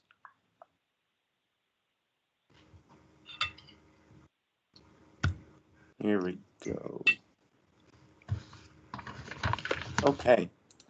So when we did the comp plan, one of the things that we talked about was the desire for a robust bicycle and pedestrian network throughout La Plata. And, the opportunity arises every year to pursue grant funds through the Maryland Department of Transportation's Bikeways Network program, which provides funds to municipalities, to counties, to advance significant bicycle and pedestrian projects that complete a missing link in a system that are significant within. It's not intended to be kind of a little subdivision to subdivision connection, but really to try and make an entire corridor more bicycle friendly. And so when the opportunity came up this year, we pointed it out to the town, and more specifically, the county, you may know, has been engaging recently in a project to plan and design an extension of the Indian Head Rail Trail from Waldorf down ultimately to St. Mary's County to the 3-Notch Trail. And so we said to Janine and the mayor that this was an opportunity for you all to pursue a project and advance the comp plan and made sure that you were part of the ultimate Indian Head Rail Trail system. So Southern Maryland in this grant program has been underrepresented over time, and that's starting to change. And we wanted to make sure that La Plata had the opportunity to get into it. So anyway, here we are. So we had in the comp plan, we had an ultimate network that you can see on the left-hand side of the screen here. And one of the big components that we thought the early kind of component for build out was between Laurel Springs Regional Park, Tillman Park, and into downtown. And, as you look at the corridor, there are already some pieces that are kind of built. So, for example, along Agricopia, Radio Station Road at 488, there is that kind of side path that's already there. There are little pieces up. I mean, the Wall Springs Park has an extensive internal system of trails, although they're more gravel and stone than paved trails. But that spine there along Agricopia really presents a good jumping off point. And then for those who were around 20, 25 years ago, when the sidewalks were built along Maryland 6, there is that pedestrian bridge that crosses over Clark's Run. Very small pedestrian bridge. It's about 4 feet wide that doesn't make bicycling down Maryland 6 all that much easier. So anyway, we are in the process with Janine and Bobby and others of putting together a preliminary design for a bike network from Radio Station Road, from St. Charles Parkway along Radio Station 488 and then into town via Willow Lane back to the schools. I would point out that the mayor and others just got an agreement from SHA last week, 2 weeks ago, to install kind of wider striped shoulders on Maryland 6 as part of the resurfacing that they did last year, but they hadn't permanently striped. So because SHA is going to do that through Maryland 6, we're preliminarily suggesting that we use Willow Lane as kind of a back entrance into town, connect the schools. And also there's been a huge speeding problem on Willow Lane in the past couple of years that I know the police chief has been trying to address. And so we're coming up with a concept to help do that. So, these facilities could look like, a side path as you see on the right. There probably will be some type of bike lane. We're looking at a concept to narrow the lane widths on Charles Street, on Maryland 6. And there may be some sections where we just widen existing sidewalks. So anyway, we want to just kind of give you a heads up that this was coming. The goal would be to put in the grant application by June 3rd. We are well along the 30% design plans on that. The town may well move ahead with the Willow Lane improvements over the course of the summer. And then we would, if successful, and we feel pretty good about the chances, get started on final design of this trail fall, winter of 21 and be ready for construction in the 2023 construction season. So that's where we are. That's the corridor we're talking about. Happy to answer any questions or push this forth to the public meeting where we can go into more detail. So Janine, actually, Jamie, thank you very much for that education. I look forward to this being successful. Janine, you said we're proposing a special planning commission meeting to address this. Tell me Yes. the structure and why is that? Why not just a normal planning commission meeting? Like I said, the June 3rd deadline for the application, we need to have the public information session completed prior to our application. And so we didn't want to cut it that close to the June 3rd application date. So we were trying to see if May 19th would work for the Planning Commission to hold that session. And I would say, Janine, we talked about doing it potentially in conjunction with a planning commission. It can certainly be an independent public information meeting. Does not need to be a formal meeting of the body. So it could be an independent public workshop that we do if the weather's nice down at the park, for example. Well, I guess that's really the second part of my question. Is this a planning commission meeting? Is it a public hearing or both or neither? I would say it's more of a workshop, a public involvement workshop like you would have on a project. There's ultimately no action required by the planning commission. I think it would be similar to the the work sessions that we held during the comprehensive plan. The Planning Commission was involved in that, and this would be a very similar idea. Okay, so we're targeting the 19th. So this is a time to hear from other commission members. Can you participate on the 19th? This is Debbie. Deborah? Yeah, this is Debbie. I definitely will be participating. I have to tell you, this is near and dear to my heart. Starting in on doing a lot of biking, and I'm just curious, when you're done with this section, how are you going to get it down to my neighborhood? Because I'm on the south quadrant, and so I'm curious to know, have you considered that one at all in all of these in the future? I'm sorry, Miss Posey, I can't recall exactly where in the south quadrant you are. I'm in Steeplechase. Okay, so the short answer is yes, we've considered it. Okay. The long answer is there's a lot of detail to work through, and I think we need to figure out how to best use the Clark's Run nature area as part of this project in a second phase, if you will. Oh, okay. And then I'm curious, is it a federal or a state grant that you're going for? It is a state grant that MDOT puts out, so it is an incredibly simplified design and construction process. If this were federal funds, I would not recommend that you all proceed. Okay, and I guess I find that interesting because actually I do grants for a living. So Yeah. and I was wondering if it's the same type of grant that the county's using for the connection study for the between Indian Head and the No, that's actually the same. It's the same program. The Bikeways program is where they got the 90,000 or so in state money for that study. Okay, all right, thank you.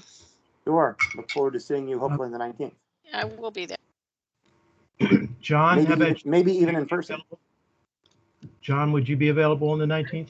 I would be, and I guess my question is this a virtual meeting? Is this an in-person meeting? Not sure the structure of what's being proposed. Right now, I would still say it would be virtual, correct, Janine? I think we can, I think we can certainly prepare it as a virtual. Jamie, I'm not sure if you have any thoughts on that. If that's the town's policy, that's fine. I would say, I'm prepared to make myself available, my team to come down, put out some roll maps in the pavilion at Tillman Lake or in front of town hall there and do it that way. But whatever the town's policy is at that point, I'm game. I like the idea of an outdoor meeting. We just did one in Frederick County a few weeks ago, 2 weeks ago, and it was nice. It was a good opportunity for people to get out of the house and start to re-engage in civic life. So, I mean, I think as long as we have the outdoor, I think it would be the town. I guess we'd have to discuss with the town manager council on how they wanted to, initiate any policies. I know for the farmers market, we're still requiring social distancing and masks. I know that the governor kind of dropped the mask order for outdoor activities, but I think that would just be the details we need to work out. But we generally don't have, hundreds of people. So I think that we could feasibly do a outdoor at Tillman Lake and make sure that everyone's social distancing and we could work it. Okay, I can make myself available. How about you, Evelyn? Yes, I'll make myself available. All right, so it looks like we're targeting the 19th, and then Janine, you and the staff will work out details if we could do it outdoors, right? I like the idea of Tillman Lake. So. Absolutely, we will. Guess I will discuss that on the back end, and we will send a meeting invite and properly post that for the public so they are aware. Okay, so we move on to the next item. Jamie, thank you for your patience hanging in there all night. Have a great night. Just for your 15 minutes of fame. Okay, section 4.2, Planning Department project updates. Janine. Yes, so I prepared a little slideshow for you to kind of give you some updates on projects and where the planning department is, what we're currently working on. So for upcoming projects, we have the, oops, did I put the wrong? No, I didn't. Danielle, if you could scroll down to the third slide. We will be getting the Lowe's edition. This will be a major site plan. They're currently working on their stormwater management review. Once we've achieved step 2 approval, then they'll be looking to come before the Planning Commission. They are located in the Rosewick Shopping Center, and they're proposing a 3,193 square foot addition to the northern building facade. This has gone through the design review board, or it will need to go through the wow, I can't speak anymore. I think I've talked too much. It will need to go to the design review board for architectural review at a future meeting, and then it will also need to come before the Planning Commission for review of the site plan and the site layout to include lighting, parking, landscaping, those types of things. So like I said, we're still working through the stormwater management at this point, and I do not have a time frame on when we'll be coming before you, but I just wanted to put this on your radar that it will be coming. And then next, Danielle, we have the, thank you. We have the Heritage Green preliminary plat. So this is for the first neighborhood within Heritage Green. It's been termed Neighborhood K. So that has been submitted, and staff has done their initial review of the plan set and gave comments back to the applicant for review and correction. And the master site development plan has been approved now, so I can update that comment.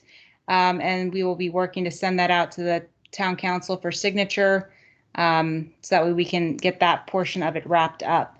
And then, like I said, we'll be bringing this forward. There's 176 lots within this first area. They already have about 266 lots, I want to say, recorded.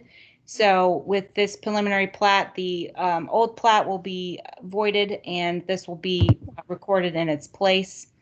They have shown the amended layout of the parkway to be more of the scenic byway with the street trees and the old town street lights.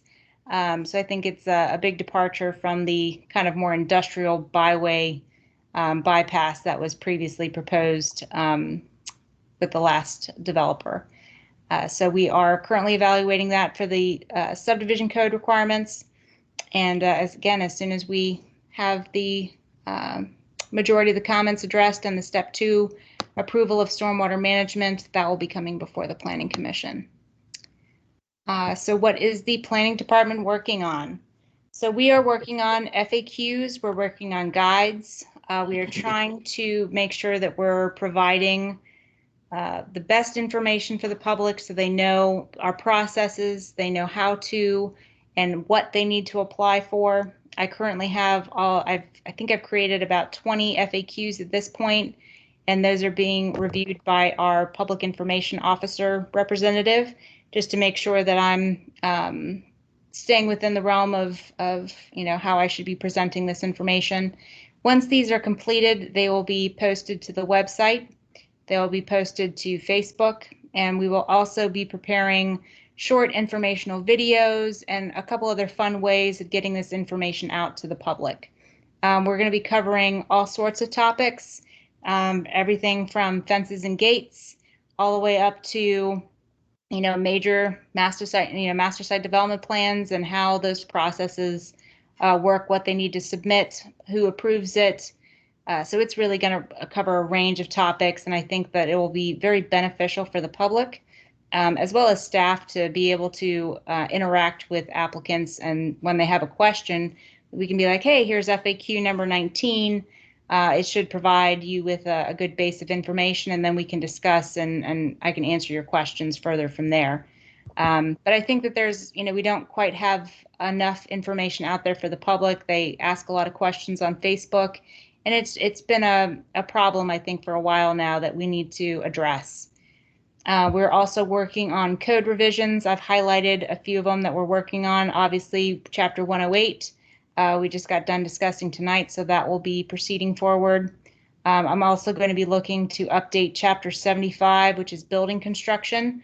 We are under the 2012 International Building Code, and I think it's time that we upgrade to the 2018 International Building Code. So I've been given a template.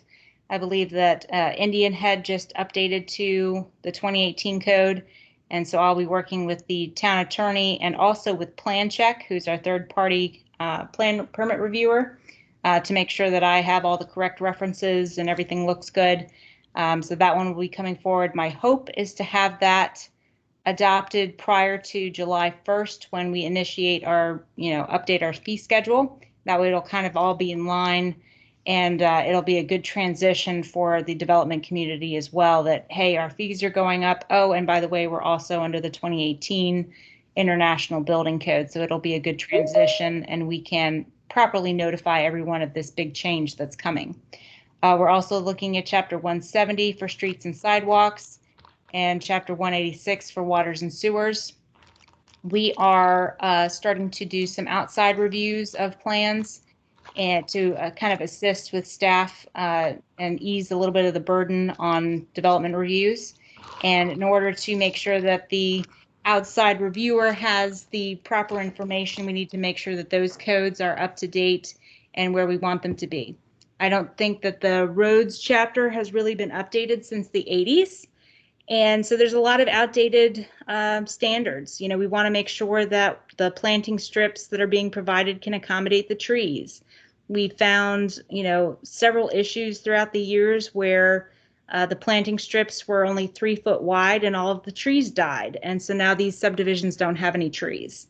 So making sure that they're providing the proper width of planting strip, taking a look at our street trees to make sure, is 25 to 35 feet proper? Do we need to, make them a little bit further apart, closer together? So all of those things we're kind of evaluating. We're taking a look at adjacent codes, especially the county code, because the idea is that we want to ensure that the town's infrastructure and the county's infrastructure are comprehensive to one another, and again, the words are escaping me, complement one another. We don't want to have someone connecting a pipe up to a certain point in the town and then it's going to something completely different in the county. And if we annex in that property within our municipal growth boundary, then we have a problem. So that's all some stuff that we're looking at. I'm also working on the sign code. Again, we did our update in 2016. However, there's still a lot of issues. There's still a lot of gray area. Staff has a hard time interpreting some of the regulations, and I know that the applicants have an even harder time with some of the regulations. It's not very clear. And I also feel that we are still implementing regulations on content to a certain degree that we should not be, based on different lawsuits and court cases that have been coming forward in past years. I really want to make sure that our sign code is completely content neutral and that we're really only looking at the structure of the sign, where the sign is located, those types of things. So I'm going to be relooking at the sign code. I found a template under the International Sign Council that has a good template that I'm working off of. So that will also be presented to the Design Review Board, and the La Plata Business Association has offered their input as well on the review. I know we did reach out to them on the last sign code revision as well, so that would be a welcome input. And of course, subdivision ordinance, that hasn't been updated in quite a while either. And especially with the school seat allocation policies, and the changes that are coming to the town, we need to evaluate the school seat allocation policy and make sure that it's up to date with what we're looking to do. And then, as we just previously discussed, we have the radio station Bikeways project that will be coming forward, and is going to be a huge improvement to the town to make sure that we have pedestrian and bikeway facilities leading to our downtown. And I think that's all I have. Does anyone have any questions for me, or anything else that's going on in the town that you have questions on? I don't have a question, Janine, but I think your presentation of what's happening with the town is really nice. I loved it. Yeah. Thank you. Great. Again, we're trying to, not only am I trying to help, get the information out there for the public, but I also felt that it was important to make sure that our boards and commissions are getting good information as well. I know with the virtual format, it's been kind of difficult. And so I've started doing this for the Design Review Board, the Town Council, and the Planning Commission, just to make sure that everybody is getting the same information. And yeah. Well, as usual, you're doing a stellar job, Janine. Thank you very much. Mike. Okay, I just got a message from Councilman Simpson that he had to step away for a phone call. Unless he's back. Councilman Simpson, are you there? He's probably still tied with this phone call. So with respect to council, I would like to take this opportunity to represent the Planning Commission in thanking the outgoing council members. That would be Emily Mudd Hendricks, Councilman Simpson, Patty Mudd, and Brent Finnegan for secondary. How can I forget? And congratulations to the incoming members, including one of our very own, Evelyn. Congratulations as becoming a council person next week. You leave big shoes for us to fill. Thank you very much for everything that you've done in the last approximate 2 years you've been there. And I see in the meeting that we have Jim Goldsmith online. Congratulations for becoming a council member. And we did have Dave Jenkins earlier. I don't see him on the list right now. Okay, is there anything else to be brought up for the good of the council? I mean, the commission. Mr. Chairman, this is Kurt Fisher on behalf of Stagecoach. Yes, sir. We would request that the Planning Commission vote one way or the other as to whether the DRRA is consistent or not consistent with the comprehensive plan. We believe that the statute contemplates the Planning Commission performing that function, and we're concerned that we may not be able to go back to the town council to negotiate and conclude a DAR potentially if the Planning Commission takes no action at all. And my reading of both the local law and the state enabling law envisions that a decision be made either consistent or not consistent. Well, we went through asking for a motion and a second twice, receiving none of the above, so there was nothing to vote on. Well, but I think the statute contemplates procedurally that the Planning Commission vote. I don't think there has to be a motion to comply with the law, because otherwise the applicant potentially is left completely in limbo and unable to go back to the town council for a final resolution of the DRRA. Okay, I hear your question, and I am not prepared to move in that direction. I think we've taken our action, and it's up to the town council to do what they're going to do with it next. Any other items for the good of the commission tonight? Okay, so can I hear a motion to adjourn? This is Evelyn. Motion to adjourn. Thank you. And a second? Second. So that was John. So see, Debbie, are you in favor of adjourning? Yes. John? Yes. Evelyn? Yes. And I don't think, is Matthew back? And I'm in favor. So thanks to everyone for hanging in there for a very long meeting, and look forward to seeing you on the 19th. Have a good evening. Take care. Thank you. Have a good evening.